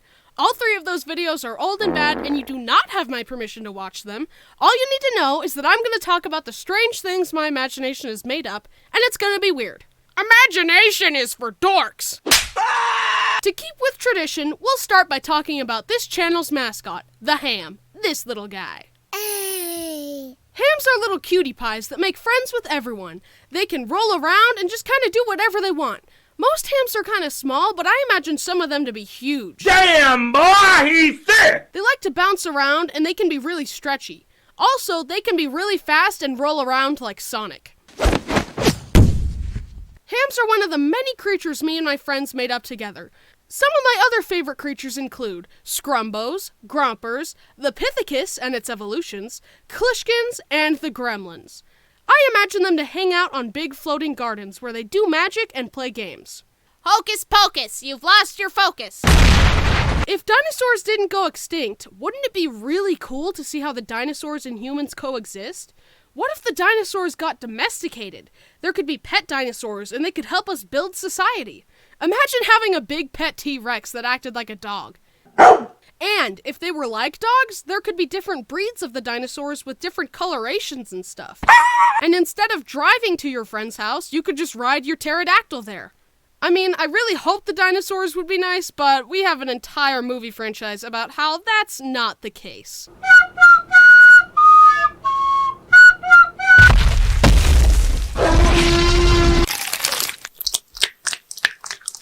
What if ocean life could fly instead of swim? Can you imagine if there were just big whales floating around, and there would be little fish chilling out in the trees, and you could fly around on dolphins? But also, that would be really scary if there was a great white shark that wandered into a neighborhood. Me and my friends used to always make comics about the ham together, but we have a lot of other characters. One of my personal favorites were the wizards. Sometimes the wizards would be good guys that would help our heroes, while other times they were evil and would turn people's heads into onions. You never know. What the But my favorite part would be when the ham would defeat the wizards and would use their hats to become a wizard ham. Also, you can't capture a ham. The only way to have a ham stay with you is to befriend it. Even if a bad guy put a ham in a steel box, the ham would just... Also, a ham is the best judge of character. That's why the best heroes in the land are often accompanied by hams. But if you have a ham and start doing bad stuff, the ham is gonna leave you until you start being good again. And that's why almost no YouTubers have a ham, because all YouTubers are terrible people. Except me. My ham never leaves me because I'm so much better than all of you, and I'm the best person to have ever existed on the earth. Kneel before me! Wait, no, come back, I'm sorry. And if you like the ham, or me, then you'll be happy to know that we got 2 new big plushies. One of the ham and one of me. They are much bigger than last time, too. The ham has the ability to read your soul and judge your purity, and the Bryson is a functioning voodoo doll of me. Watch! This is the best merch I've made so far, and we worked really hard on it. So if you want to support me, scroll down to the merch shelf or link in the description and buy a plush. And if you buy both, you get a discount. Thank you. Back to the video. When I was younger, I would imagine these tiny toy airplanes that I could sit in and fly around in. Can you imagine how fun it would be to float around in your own personal little airplane? You could rig it up with Nerf guns and have a dogfight in the skies. I also used to imagine peacefully floating around in little hot air balloons to explore the skies. I would imagine me and my friends visiting the floating gardens that all the creatures hang out at. But again, floating around in hot air balloons would be really dangerous if sharks could fly. But sharks are scared of killer whales, so maybe you could make the hot air balloon look like an orca to keep the sharks away. Dude, back off. Also, did you know that dolphins can beat up sharks? I swam with a dolphin once. Dolphins are very smart, and because of this, they know where to hit the shark to deal maximum damage. They punch the sharks in the gills with their noses. If we take a look at the dolphin's brain, we can see all these smarty, wrinkly bits throughout the brain. This allows the dolphin to have big brain thoughts, like punching the sharks in the gills. However, if we take a look at my brain, we can see that there aren't any smarty wrinkles. It's totally smooth. Since there aren't any big brain thoughts happening in my brain, it leaves space open for other thoughts to happen, such as, what if sharks could fly? I've made a chart that explains the 3 different types of brains. At the bottom, we've got smooth brain. No smarty wrinkles means that no big brain thoughts can happen. However, smooth brains have a lot of imagination. This is the kind of brain I have. In the middle, we've got a caveman brain. This brain has wrinkles, but it's kind of small. This brain has 50% intelligence and 50% imagination. Ooga booga, pee-pee doo-doo caca. At the top, we've got big brain. It has wrinkles like the caveman brain, but it's much bigger, meaning a lot of big brain thoughts happen in this brain. However, big brains have no imagination. They just do math and go beep boop, I'm smart, science, haha, big brain time. However, there is a brain of myth above all the rest, known as huge brain. These brains have 100% intelligence and 100% imagination. That's like 200%! People who have this brain have the biggest big brain thoughts of all time, and they also have imagination. They're basically just like you and me, except they are better than you and me in absolutely every way. If there are any huge brains watching, I am scared of you, I don't trust you, stay away. Another note. Since I have a smooth brain, whenever I see someone who has a huge brain, I get really discouraged, because they're so much smarter than me. It just makes me feel inferior. But, according to the graph, I am inferior. So, feeling inferior is the correct response. Alright, the moral of the story is, hams are adorable, sharks shouldn't fly. That's like a tongue twister, sharks shouldn't fly. The moral of the story is, hams are adorable, sharks shouldn't fly, and I have smooth brain. Also, I love you and subscribe. Goodbye. What the I'm really excited about those plushies. I worked really hard on them and I really hope you guys like them. So, if you're interested, please scroll down to the link in the description or the merch shelf and buy them. I think you'll like them. I've got mine sitting on my desk and they're really cute. Anyways, big thanks to Annie and Nate for helping me make this video look good. They're both really good artists. What was your favorite part of the video? I liked the Onion Wizard. Me and my friends had really weird imaginations, huh? I guess I'm just quirky like that. I mentioned in the video that it would be really cool to have pet dinosaurs, but I have 2 pet tortoises, and they basically are my own little pet dinosaurs. I love them so much. Thank you for the fan art and for subscribing and for everything. I'm really grateful for this opportunity to do my dream job, and you guys make it possible. Just by watching, you're helping support me, so thank you. I'm gonna be taking a little break to take 2 trips, one to visit my best friends and one to visit my nephews.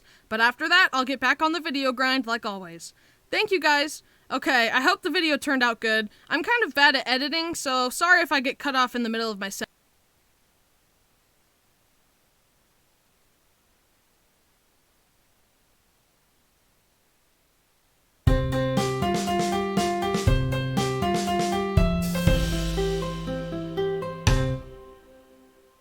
So, I am just realizing that I'm a senior this year, and my high school career is coming to a close, and now I gotta go to college and all that big boy stuff.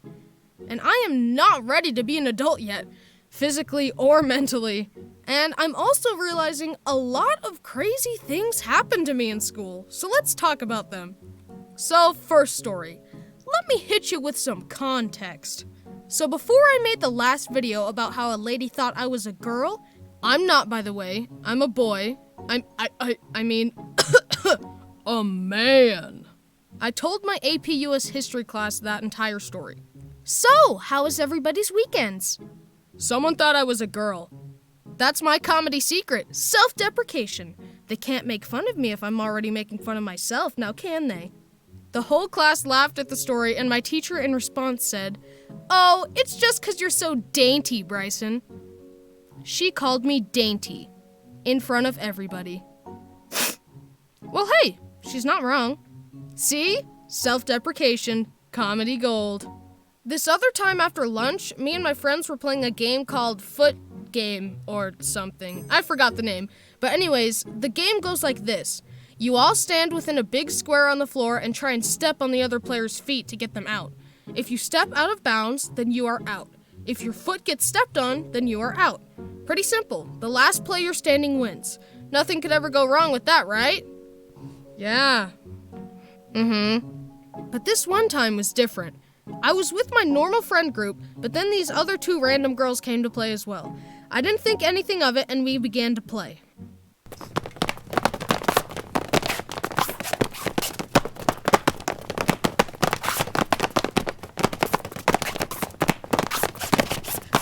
Then one of the girls who I didn't know cornered me. I waited for her to make a move, and I don't know if she was confused, but instead of stepping on my foot, she violently kicked me in the shin. Ouch! I fell over in pain, and she immediately began to apologize. Apparently, she didn't mean to kick me, but how do you mess up that bad?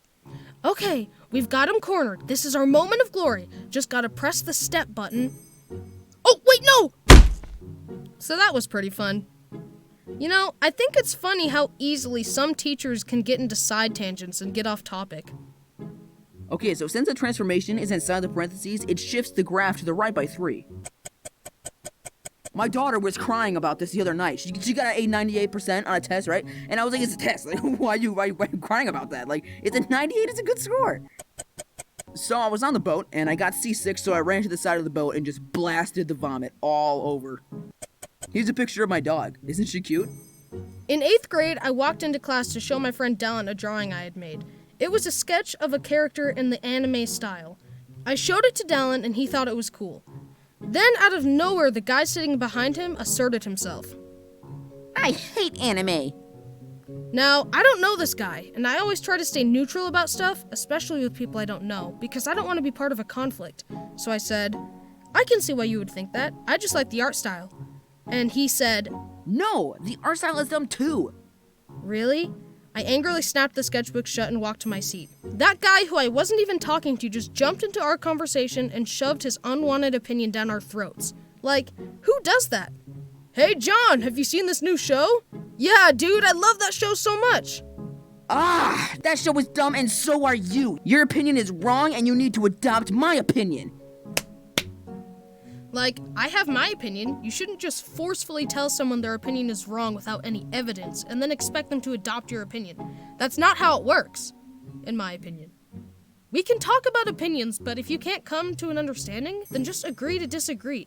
I can do that, but some people can't handle it. Also, I can support my opinions with facts. Most of the time. One time in 8th grade, I walked into history class and sat down. Then the kid next to me said, Hey, have you seen those pens that change colors? They're really cool. It changes colors? Whoa, how does it work? Just press the button. Ouch! It was an electric pen. The whole thing was just a gag to get me to press the pen, and it shocked me.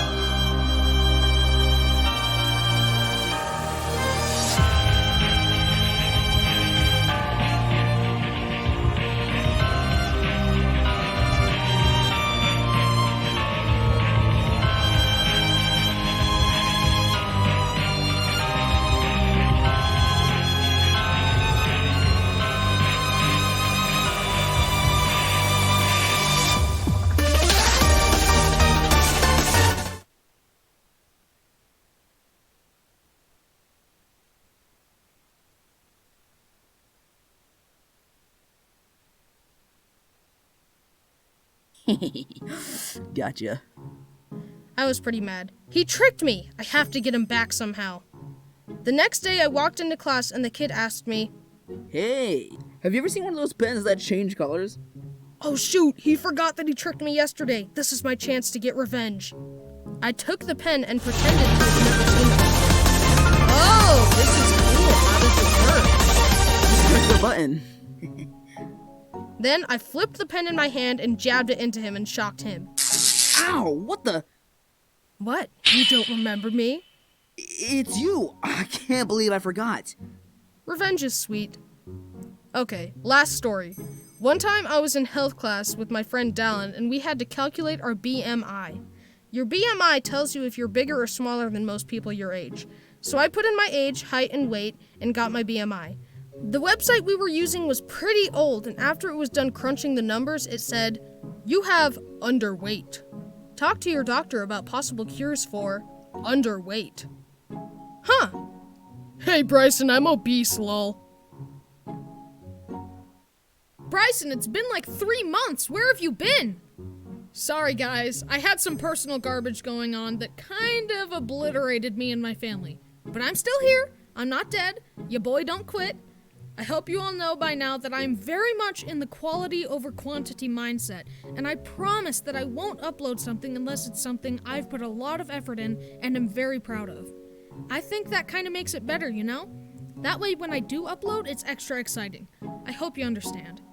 Make sure to subscribe and comment and all that other stuff, and you can also follow my other social media, at Haminations on Twitter and at Haminations_official on Instagram.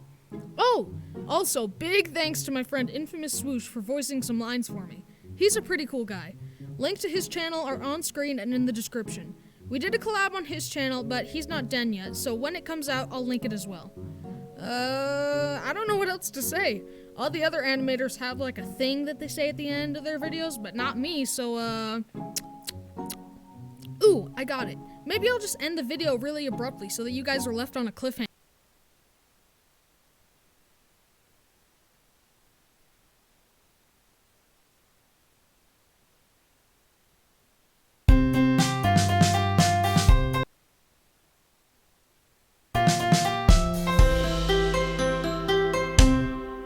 Hi, I'm Bryson, and I'm 19 now, and I drive a car. Wow, your voice is so high and you look so young. There's no way you're 19. Since everyone ever thinks I'm not actually as old as I say I am, I'm gonna prove you all wrong. By driving this car.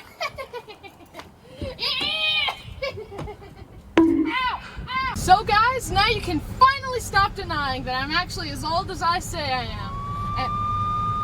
Oh shoot. Hey, how you doing? Hi. You look a little too young to be driving. I need to see your driver's license. No. Hey! Officer, please! I was breaking the law ironically, you don't understand!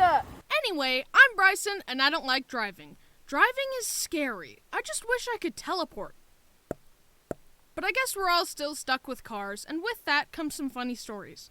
So, let's get into it. Soon after I got my license, I was looking forward to the opportunity of my first honk. However, no drivers around me had made any serious transgressions, so I hadn't had the opportunity to use my car horn at all. And I couldn't have just honked at nothing because I looked it up and it's actually illegal to honk for no reason. Watch. Put your hands up! No. Anyway, me and my mom were in the car together waiting for the light. The light turned green, but the person in front of me wasn't moving. This is it, the moment I've been waiting for. I can finally honk at someone. Here I go. He wasn't going.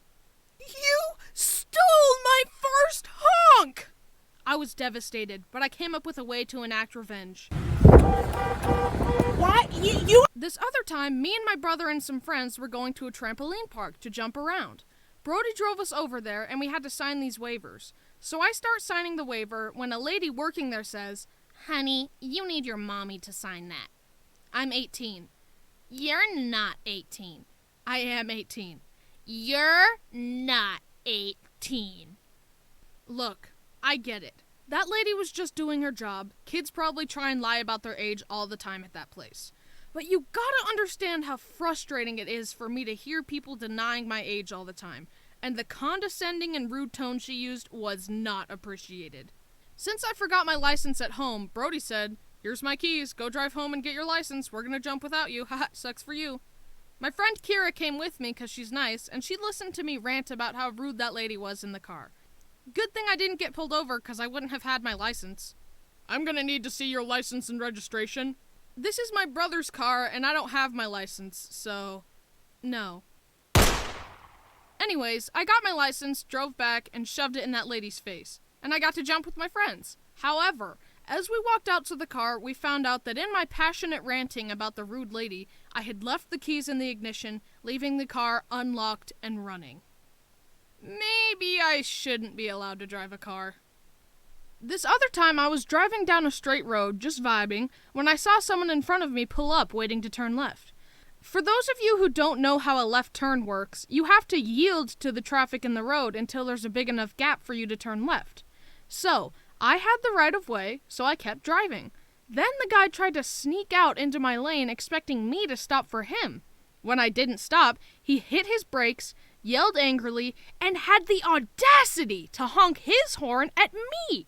And I can honestly say it's one of the biggest regrets of my life that I didn't honk back. I should have been like, "Don't you honk your horn at me! You're turning left, broski, so if I were you, I would yield!" Learn traffic laws, you gremlin.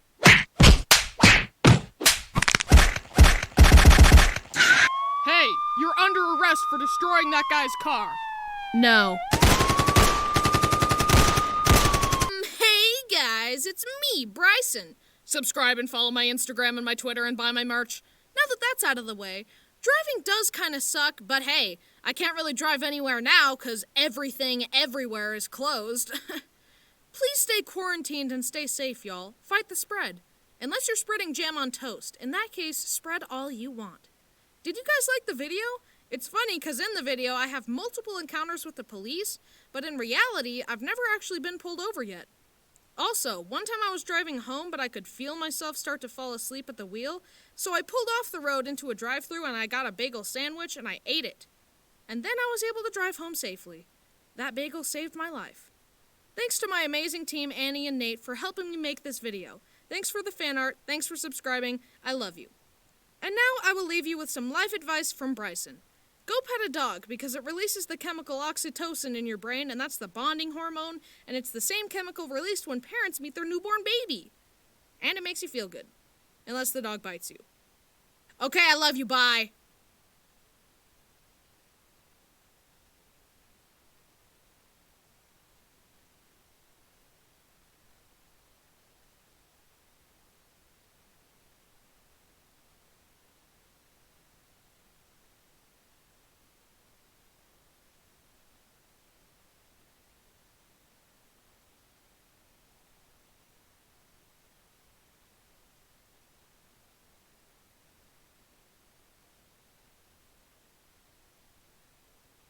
Guys, we have discovered the secret recipe for TikTok's famous pink sauce. It's perfect! Oh, Matthew, I'm not feeling really well. Have you seen the Pepto?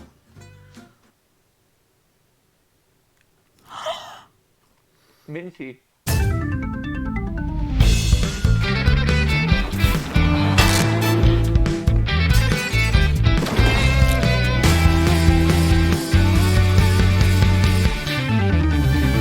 Hello, Internet! Welcome to Food Theory, the show that stays fresh without refrigeration. Today we're looking at the latest viral food phenomenon, TikTok's infamous pink sauce. This neon nosh has been sweeping the internet all summer, leaving the tickers, tweeters, grammars, and tubers all clamoring for a squeeze of the stuff, and then clamoring for the nearest toilet as the sauce arrives unprotected, spoiled, or exploded. All of this false propaganda that's going on the internet, I'm just a victim of clout. Victim of clout, huh? Well, I'd rather be a victim of clout than a victim of botulism. For those of you who are unaware of what I'm talking about because you refuse to download TikTok in fear of our international corporate overlords, I mean, in fear of how much you're gonna love your time on the platform, the pink sauce is a condiment that was invented by the self-proclaimed flavor genie, Chef P, a private chef who somehow doesn't know what the letters FDA stand for. What do you mean FDA approved? I don't sell medical products. Who could have expected that the Food and Drug Administration would show interest in a potentially unsafe food? No one tell her. I'm sure she'll figure it out eventually. The food that she's trying so unsuccessfully to defend here is this unholy concoction, pink sauce. Basically, if you took Pepto-Bismol and put it into a squeeze bottle. One video of her slathering some fried chicken with the stuff blew up overnight thanks to its unnatural color. Suddenly, everybody wanted to know what this thing was. And you know what? They're still wondering, despite hundreds of bottles of it being shipped out because the packaging is absolutely riddled with errors. So while everyone in digital commentary land is out here telling you all the reasons that consuming the product is dangerous, which, let me be clear, it absolutely is, you should not buy this stuff and definitely don't consume it, I'm here today to instead figure out the question that everyone seemed to skip in the process. What even is the pink sauce? And can you make it at home safely, thereby allowing you to avoid paying $20 for this sampler of salmonella? We're just gonna use our noggin and everything we know about food science,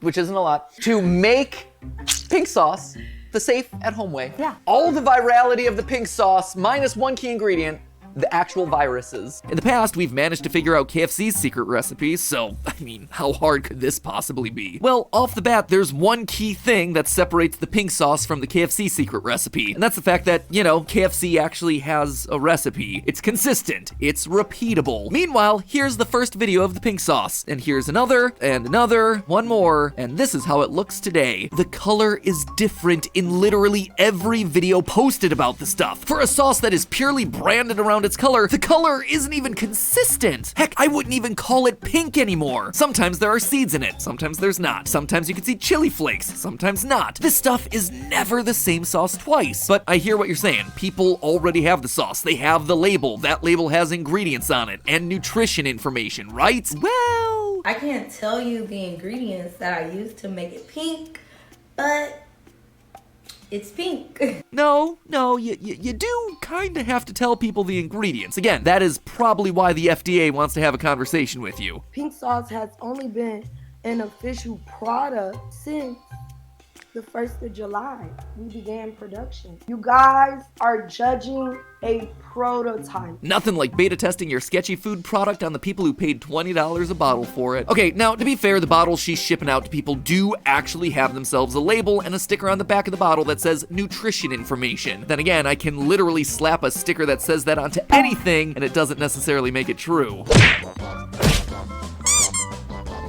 And in the case of pink sauce, if you think that nutrition label is gonna give us an accurate picture of what's inside the bottle, well, your stomach is gonna be paying for that mistake. I won't go into this too much because this is territory that's already been covered by plenty of other channels, but the label on the back of this thing is so far from correct, it's almost useless. For instance, the label says that there are 444 portions of the sauce inside of the bottle. 444! I mean, do I even need to go further than that? Have you ever seen a food product with that many servings? The highest that I've ever seen is whipped cream, and that's only in the 70s. For almost any other condiment, a bottle of this size would usually contain between 30 and 40 servings based on a serving size of 1 tablespoon. And you can probably imagine that if they weren't able to get a basic number like that right, then things are really gonna fall apart once they start doing actual math. Like here, where the total number of carbs doesn't equal the sum of the sugar and the fiber. It should be 15, but it's instead listed as 3. Or what about here, where there's only 1 gram of fat listed, but supposedly there's more sunflower oil than honey inside this thing based on the order of its ingredients list, and sunflower oil is pure fat. So there's a gram of sunflower oil and less than a gram of all other ingredients here per serving? I mean, I guess if each of the 400 servings is like the size of a raindrop, then sure, checks out. There are also very few ingredients here that could provide shelf stability to the product, which is a big concern when you have a sizable amount of garlic and pitaya, both products that are perishable. It's also notable that this sauce in every video, and every different shade of pink, always appears as a creamy sauce. It's opaque, and it has a similar consistency to honey mustard, ranch, or mayonnaise. And yet, the ingredients list on the package contains nothing that would create a sauce that looks like this. There's no mention of dairy or egg products to be found that could serve as a binding agent that would give it this creamy consistency. Also, there's an ingredient here named vinegar. We actually had to get this imported from some backwoods shed. Really a specialty ingredient. See what I mean? It just completely breaks down. At the end of the day, this isn't an ingredients list, it's a word scramble. So in our attempt to uncover the real pink sauce, we're first gonna make our best attempt based on reverse engineering the nutrition label here. And be aware, I use the heaviest of quotes when I say that. If we don't come out with something that looks like or tastes like the pink sauce, we're gonna modify the recipe as little as possible to achieve something that looks and tastes closer to how online reviewers have described it. Can you compare it to anything? Sweet ranch. It's like sweet mayo. Also, just as a side note, no one even likes this stuff. On her TikTok page, Chef P keeps uploading videos where she forces the sauce onto people, and then everyone's just too polite to say anything negative about it. Your sauce is delicious. You guys need to try it. Says the woman who practically refuses to try it herself. Blink twice if you're being held here against your will. She says, even before she tastes it. And then she refuses to look at the camera. Yep, you saw the caption. Reviews are coming in, and they are bad. But this stuff is delicious, and I don't know what it tastes like. You don't know what it tastes like, huh? Well, that, my very uncomfortably scripted friend, is what we aim to find out today. So let's try making the sauce using the listed ingredients and nutritional facts to figure out the quantities. We're going to be attempting to make the sauce as it's sort of written out in the ingredients and the nutrition information on the back of the actual pink sauce bottle. We'll explain in the video why we couldn't exactly suss out a recipe, but we did the best we could. Sus! This recipe is it's pretty sus. Now we're legally obligated to also make a venting reference. So I'm gonna go over here and vent now. Vent. Vent! Here I am. This is me venting. Vent!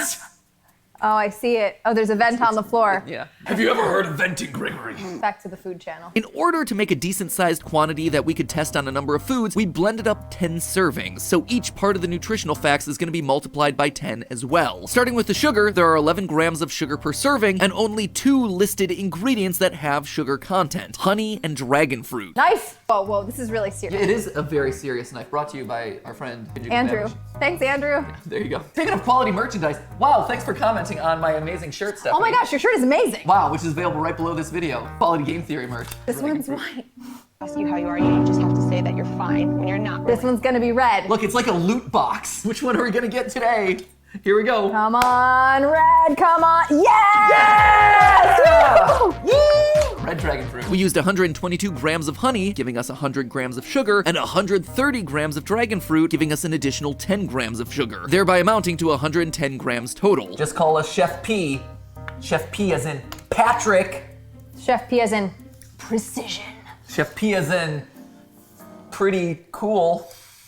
I think we should keep moving on with the recipe now. Okay. Next up, we needed 40 grams of fiber. We already have 4 from the honey and dragon fruit, so we still need 36. The only other ingredient on the list that contains any fiber is the garlic, which has 0.2 grams per garlic, so we just need to add 180 cloves? Oh geez, this is already starting to break down. I'm not putting that much garlic in here, so we'll just do the rest of the recipe and see how it goes. The rest of the ingredients are distilled vinegar, water, Himalayan salt, and sunflower seed oil before we get to the less than 2% ingredients.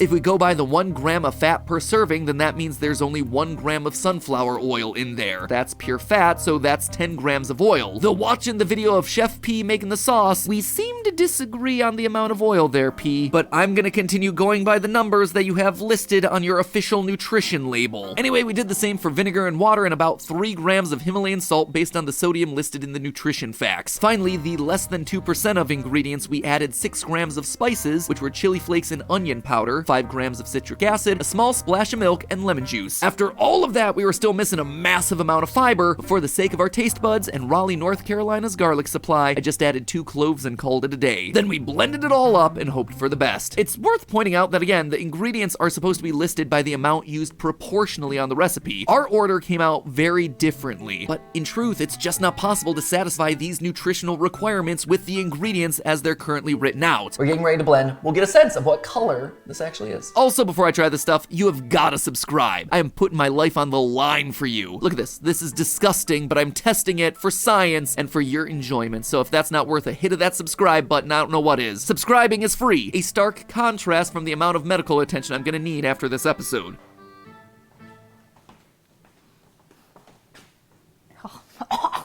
At first glance, one thing was certain. This was not the sauce that Chef P is using. The color is purple, not the Kirby pink that we were hoping for. Dragon fruit, while it provides color, is a watery fruit and left us with a runny broth, not a finger-licking sauce. So, not a great start visually, but remember, flavor-wise, we're looking for something that's close to a sweet ranch. And wow, that is a trip for your taste buds. Oh man. It is sweet on the front end. It is garlicky throughout. I'm not a squeamish or picky person. I do not enjoy that flavor. It sort of had that going for it if you squint really hard, but it lacked any kind of creaminess because again, it has no binding agent or ingredient that creates a sticky, creamy texture. I gotta admit, so far Chef P is failing her mission to, as the bottle says, excite my taste buds and thrill me with their creativity. The only thing creative about all this is their creative interpretation of the meaning of numbers. So, in order to try and get a creamier texture with a color that better resembled pink sauce, I went rogue and took two different approaches. First, I added some mayonnaise to the mixture that we already made. Why mayo? Well, you see this right here, sitting next to Chef P in this video? I mean, what is that ingredient? It's white and it's viscous, which honestly doesn't apply to any other ingredient in the sauce. It's not mashed garlic, because you can see the garlic cloves floating there in the literal vat of oil that she created in the blender. In fact, I suspect that mayo may be acting as more than just an ingredient. You notice the yellow capped squeeze bottles that the pink sauce comes packaged in? Why wouldn't your pink sauce have, I don't know, a pink lid? Yellow is nowhere to be found in her brand, unless your main ingredient is mayonnaise and you happen to have a ton of these yellow capped bottles just sitting around. Repurpose the old mayo bottles, wipe off the label, boom! You've got yourself a brand new product. Anyway, I figured the mayo would help build a nice stable creaminess where it's lacking right now. It tasted... I definitely taste the vinegar. I definitely taste the garlic. And I get a little bit of the honey, but not really very much. For the other approach, I got serious. I knew that we were looking for a sweet ranch flavor, so why not just cut to the chase? I mixed our buddy Hidden Valley Ranch, #NotSpawn, and the dragon fruit together. So, our sauces are all mixed up. Yep. Now it's just time for the taste test. So on this side, we have our ranch, which has all of the great seasonings and spices, garlic, vinegar. It's got everything already in there. Yep. So all we did was add fruit. And basically we've got some nice fruity ranch. So really this is ranch plus dragon fruit. Yes, ranch plus dragon fruit, that's it. Great. On this side, we have sort of the opposite. So we have the plain mayonnaise, nothing in it, but we added our whole mixture to it. So in this one, our fruit mixture has the vinegar and the honey and the salt and the garlic and all of that. So we came to a similar color and consistency on both sides. I was gonna say, from a coloring standpoint, this is pretty much the quintessential pink sauce. And from a texture standpoint, it seems to be about what we see on TikTok. Yeah, from the ranch, I mean, it's ranch. It's great. Oh yeah, that just tastes like ranch. It's just ranch. You can't taste any of the fruit. You see the pink, but you don't taste anything remotely pink. It tastes like ranch, which is lovely. Who wouldn't like ranch? Honestly, everyone's making a big deal about like, no, why does it cost $20 for one of these bottles? It's because she's buying this, plus like a $5 fruit. A dragon fruit's expensive. They are, they're really expensive. Each one's $5. You gotta charge a lot for that. Yeah, okay, ready? We're gonna go for the mayo plus mixture. Yep. I kind of like it. It's pretty good. I'm ashamed of myself right now. It's a sweet mayo. It's mayo with a kick. You definitely still don't taste the dragon fruit. No. In either one. Absolutely not. So the main ingredient in both of these is the mayo and the ranch. Yeah. The other stuff is just seasonings, and then the color. Yeah, I mean, the only thing that this dragon fruit is even doing is just color. That's nothing else. So what I think we need to do is actually combine these two guys to get the final pink sauce. And then we'll dunk some chicken. Yeah. That is the silverware drawer. Do you know where things are? I do. It's your kitchen, I man. do, but I'm on camera and I choked under pressure. God. Oh, that's it. That's it. It's sweet ranch. So this is it. Homemade pink sauce. Plus, you can refrigerate it at home. Hey! Which is a big win. That way you can get a viral video without the virus. Only one thing left to do. The chicken test. Boop. Slather it in there like she Oh does yeah. in her videos. Oh yeah.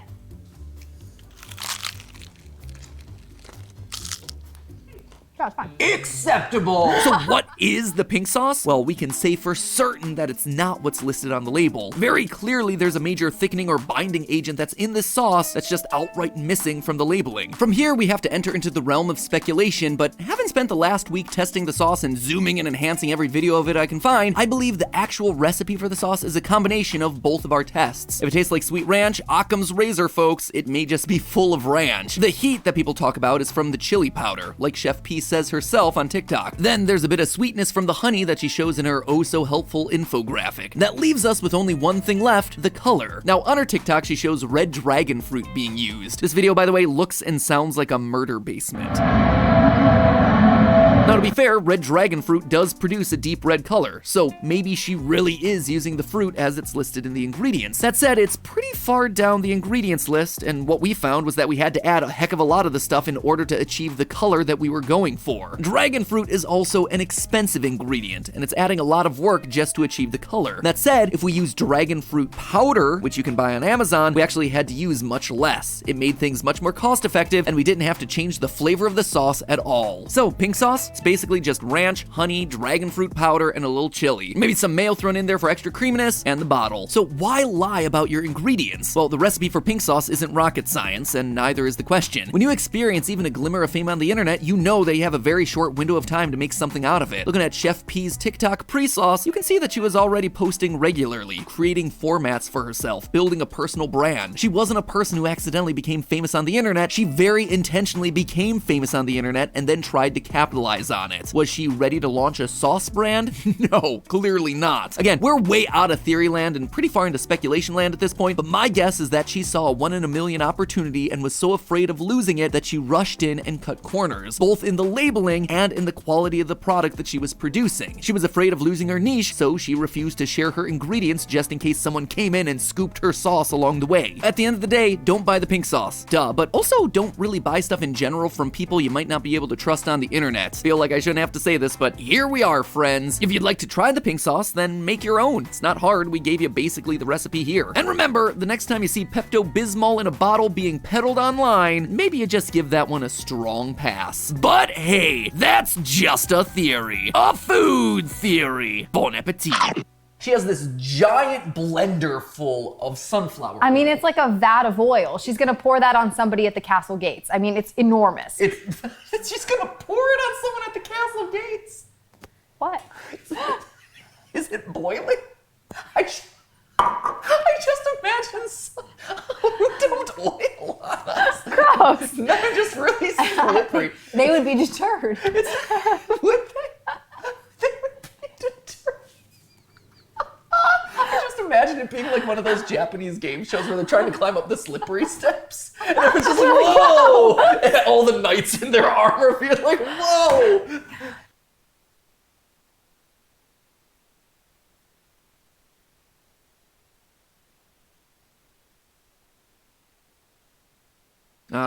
Nothing like reading some comments first thing in the morning. Oh, this one looks interesting. Food theory idea. How long could you survive in a locked supermarket just using the food in there? Huh, that one's really good. I'll have to think about it.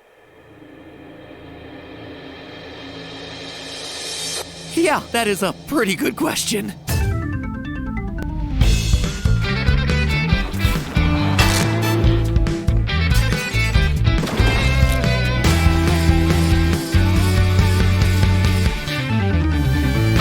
Hello, Internet! Welcome to Food Theory, the show you can still safely consume well past its expiration date. Theorists, I just want to start off by saying how much I love the theory ideas you submit, especially when they result in episodes like the one today. But, as I soon learned, answers like these are not easy to come by, friends. I mean, I originated pixel measurements. I have been finding numbers where numbers don't exist for a decade now. But grocery store survival may just be one of the trickiest challenges that I've faced in the last 10 years of making YouTube videos. For one thing, we're dealing with a lot of food products here. See, each distinct product in a grocery store gets assigned an SKU, or stock keeping unit. The average grocery store has an SKU count of about 33,000. That is 33,000 different product offerings. And that's not even taking into account the multiples of each item that the store has in its inventory, which means that even an average sized grocery store likely has hundreds of thousands of items on its shelves. But how long can those items actually sustain a human being? In order to answer that, we'll need to go a step beyond counting the number of items and actually quantify the amount of food in a grocery store. After all, not every item in a grocery store is edible, and those that are edible have drastically different nutritional values. Plus, there's an added layer of complexity that has to be taken into account here: spoilage. This is actually one of our biggest factors because it's not as though our hypothetical person trapped inside the grocery store can just eat millions and millions of calories on day one before anything spoils and then coast off of body fat for the next 50 years. Sadly, the human stomach can only hold so much, and this is coming from experience. Test those limits each and every time I step foot inside a cheesecake factory. So this means that our hypothetical person, who I'm gonna call Evan in honor of today's commenter, is gonna have to employ an actual strategy to maximize the amount of food going into his stomach and minimize the amount of food that's going to spoil. Theorists, today's prompt is an absolute beast that has a lot of moving parts, so that's what's gonna make it so fun to answer. Hope you've all worked up an appetite for knowledge, that is, because today we're sinking our teeth into supermarket survival. For today's purposes, we're gonna quantify food in terms of calories. The FDA uses 2,000 calories per day as a general guide for nutrition advice, though they're also quick to admit that this is an oversimplification and there's really no one-size-fits-all number for caloric intake. But for this hypothetical exercise, it's gonna have to do the trick. We're also gonna assume that Evan is locked inside an average-sized grocery store, which these days is about 38,000 square feet according to Progressive Grocer. And that's actually fantastic news for us because one of our food theory field researchers, Luke, just so happens to live up the street from a grocery store exactly that size. See, today's episode is gonna require some good old-fashioned elbow grease, friends. This is a very specific question that we're attempting to answer, and the very specific inventory information that we need isn't publicly available knowledge. In order to get that info, we have no choice but to count the calories of grocery store items manually. And if that sounds like a ridiculous amount of work, yes. But this is food theory, people. If we're not gonna answer the question that one person was curious about in the comments, then who else will? Finally, we need to make a couple of assumptions about Evan's circumstances. We're gonna actually assume that the power is out in Evan's post-apocalyptic survival scenario. That means no ovens, no refrigerators, and no freezers. We'll also assume that he has no running water. Why are we making things so hard on poor Evan? Well, because our answer becomes more useful that way. If we determine that Evan can live out his entire natural lifespan inside a worst-case scenario grocery store with no utilities, then we know that he can also live a full lifespan inside a grocery store where water is easy to come by, and the shelf life of many foods can be extended using refrigeration. So, with all that housekeeping out of the way, the time has finally come to determine Evan's fate. How long is the maximum amount of time that one person can survive inside of a grocery store? Well, let's talk about that crucial first day. Me, I see it playing out a little something like this. Disheveled, Evan stumbles into a strikingly average-sized grocery store, in this case called Stater Brothers, but it could be interchangeable for any around the US. He frantically locks the doors behind him. Outside, some super intense doomsday scenario is raging on. I'm thinking aliens, zombies, alien zombies, you know, the works. The only other person with a key to the store is also the person with a key to Evan's heart, his true love, Theorista. Together they swore that if they were ever separated amid the chaos, they would rendezvous here, at the Stater Brothers, where they started their love in the frozen food aisle. Being the first to arrive, it is now Evan's sacred duty to wait and to survive for as long as he possibly can without leaving. Look, we put a lot of work into this episode. We are gonna amp it up with the drama. The grocery store's power is out, which means that the dairy section and the deli section are gonna be the first to spoil. Evan knows that he has to act quickly. Bacteria can render room temperature dairy and raw meat too dangerous for human consumption within hours. So if those calories are gonna count his survival, he's gonna have to move, and move fast. Evan's first order of business is to begin extending the shelf life of any quick spoiling foods he possibly can. Evan knows that in addition to calories, his body needs 20 different amino acids in order to survive, plus a variety of minerals and vitamins. So the more varied his diet is, the better. Amino acids, you gotta catch them all. Evan also knows that he should be able to extend the life of various raw meats by about a month or two. Even without refrigeration and electricity, the store has everything he needs. There's 377 pounds of salt in aisle 6 for curing the meat, and there's a downright shocking amount of fire building supplies in aisle 13 for smoking the meat. Via curing and smoking, he's able to save 120,000 calories worth of raw meat from spoiling, which, while impressive, is a mere fraction of the 10.7 million meat supplied calories that would be available to him in the section if things didn't spoil. But hey, extra time is extra time. By doing this all-important first step, Evan can ensure that red meat, poultry, and even seafood are a part of his diet for the first couple months of his grocery store stay. Plus, packaged deli meats like salami will last for a month or so unrefrigerated. The fire, which Evan built near an open window so the smoke can escape, continues to be useful even after the meat's been smoked. Evan is able to dehydrate fruits and veggies with some success over his primitive campfire setup. The dehydrated vegetables wind up with a shelf life of about 6 months, and the dehydrated fruits last up to a year. And perhaps best of all, the open window will allow Evan to collect rainwater from here to the rest of his stay once the bottled water runs out. So by spending his first days in the grocery store hard at work, Evan manages to secure a year's worth of calories out of food that would have otherwise spoiled in a matter of weeks. Way to go, Evan. Life handed you lemons and you made dehydrated lemons. Ever the overachiever though, Evan goes on and makes his already varied diet even more varied by working baked goods from the bakery section into his meals. Thanks to Ziploc bags, he's able to get a few good weeks out of the cookies and breads before they mold over. He also takes full advantage of the vitamins in aisle 10. Since many of the vitamins begin to lose their potency after a couple of years, Evan knows that he might as well use them early and often to round out his diet. Finally, after 1 year and more than 730,000 calories consumed, the dehydrated fruit begins to spoil, and Evan celebrates his 1-year anniversary inside the grocery store. But the celebration is a somber one, as there is still no sign of the fair Therista.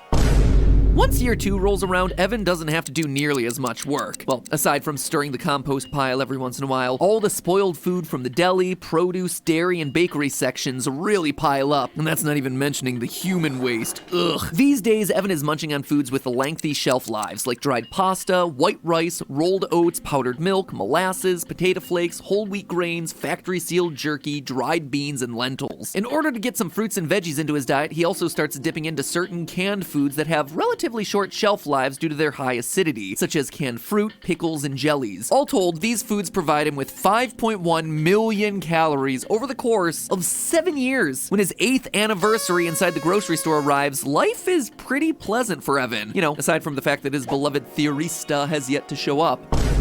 Evan understands that 2 types of food await him on the shelves from this point forward. Foods with indefinite shelf lives and factory-sealed foods that degrade over time. Indefinite shelf life foods include products like raw honey, Jell-O mix, sugar, hard alcohol, soy sauce, cornstarch, and others. These products, if stored properly, will be just as tasty and nutritious decades down the line as they are today. The same cannot be said for the foods in the second category. Foods like canned goods, wine, breakfast cereal, and peanut butter, which all degrade over time. But it's worth knowing that these foods don't spoil like the raw meat and dairy did. As long as they remain unopened and completely sealed, these canned and factory sealed foods don't really become inedible, despite what their expiration dates might suggest. Now, it doesn't mean that the foods won't turn stale or rancid. They absolutely will. But even in their most disgusting forms, these foods won't make you ill, and they'll retain at least some of their nutritional value to Evan. That is, assuming he can manage to keep them down. After all, rancid peanut butter isn't exactly pleasant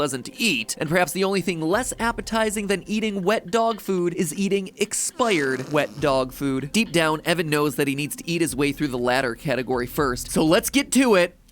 For Therista. Now, there are a lot of foods that fall into this category, which means Evan is forced to eat a lot of stale and rancid food over the next few decades. You heard that right, decades. The remaining canned goods alone account for 3.4 million calories, or 4.6 years worth of food. Because canned food is sterile and sealed, bacteria can't really get into it unless the can gets dented or damaged in some way. Similarly, factory-sealed products like cereal, cookies, crackers, and chips will go stale and degrade over time, but they still should technically remain edible. This also applies to drinks such as soda, beer, and wine, and many jarred products like peanut butter and jarred nuts. All told, these products and others add up to 30.8 million calories. That is enough food to last Evan another whopping 42.2 years if he's able to space it out right. Now, it's hard to describe how unpleasant this 42.2 year stretch is for Evan. I mean, to get to this point, he would have had to have gone through 5,100 cans of wet pet food, but he persists. And now he gets to enjoy the good life again because the indefinite shelf life foods await him, and they all still taste great, even 50 years after he got first locked into this place. When added together, these indefinite shelf life products accounted for 13.1 years worth of food. And once those 13.1 years run out, well, the shelves are empty, and Evan runs out. As the final drop of vodka drips onto his tongue, Evan feels the icy grip of death overtake him. He collapses onto the ground, soon to become one with the compost pile he cultivated for so many decades. And as his eyes close forever, he finally gets the answer he so desperately sought as a younger man. 63.3 years. A person can survive locked inside a grocery store using only the food inside for 63.3 years. But suddenly, moments after Evan draws his final breath, we hear a key turn in the lock. It's Therista. At long last, she's made it to their agreed-upon rendezvous point. She got waylaid for a few decades by, I don't know, what did I say, zombie aliens? Something? Anyway, through it all, she never stopped thinking about her true love, Evan. Alas, though, she's too late. Yeah, it is a super bummer of an ending. If only Evan had figured out a way to stay alive just a wee bit longer, they could have helped her never stopped thinking about her true love, Evan. Alas, I say zombie aliens? Something? Anyway, through it all, she never stopped thinking about her true love, Evan. Alas, though, she's too late. Yeah, it is a super bummer of an ending. If only Evan had figured out a way to stay alive just a wee bit longer, they could have held each other one last time. But there's no way Evan could have pulled that one off. The shelves are empty. There's nothing else he could have done. Unless... That's right, theorists. Evan still has one last card to play. Farming. A lot of grocery stores have at least... That's right, theorists.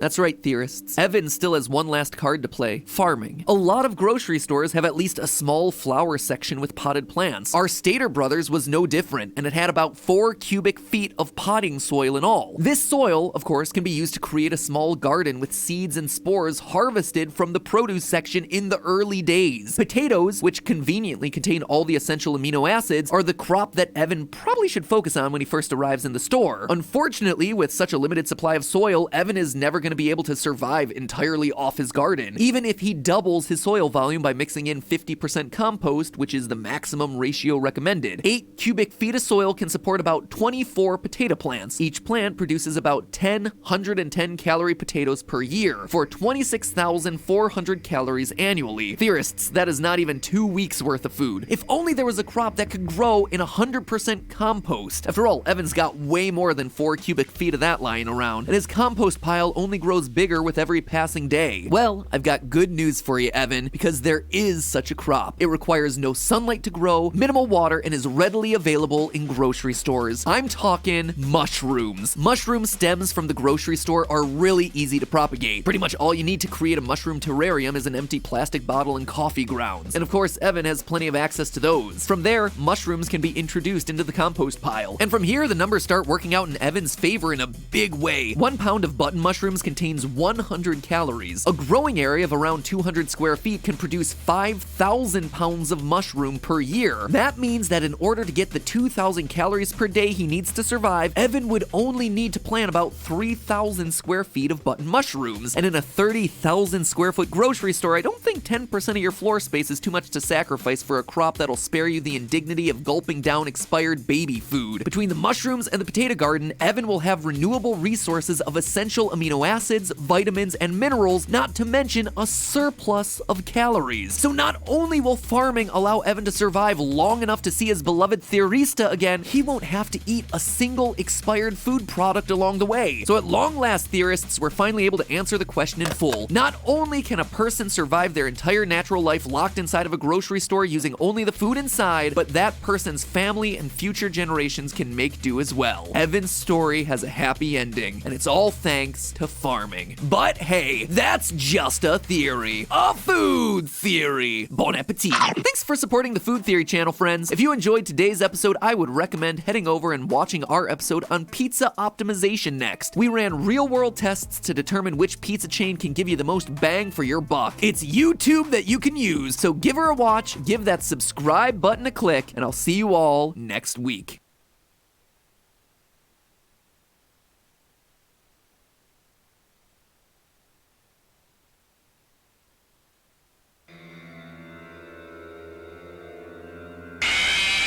Nope, not scary.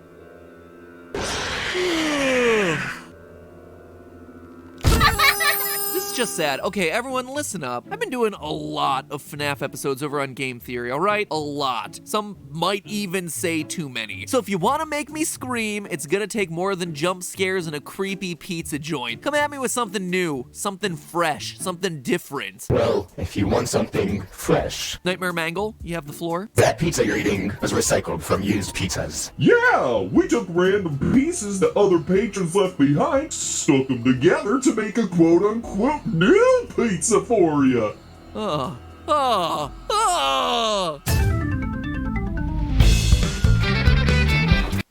Quote-unquote random. You have the floor. Something different. Well, if you want something fresh. Nightmare Mangle, you have the floor. That pizza you're eating was recycled from used pizzas. Yeah, we took random pieces that other patrons left behind, stuck them together to make a quote-unquote new pizza for you.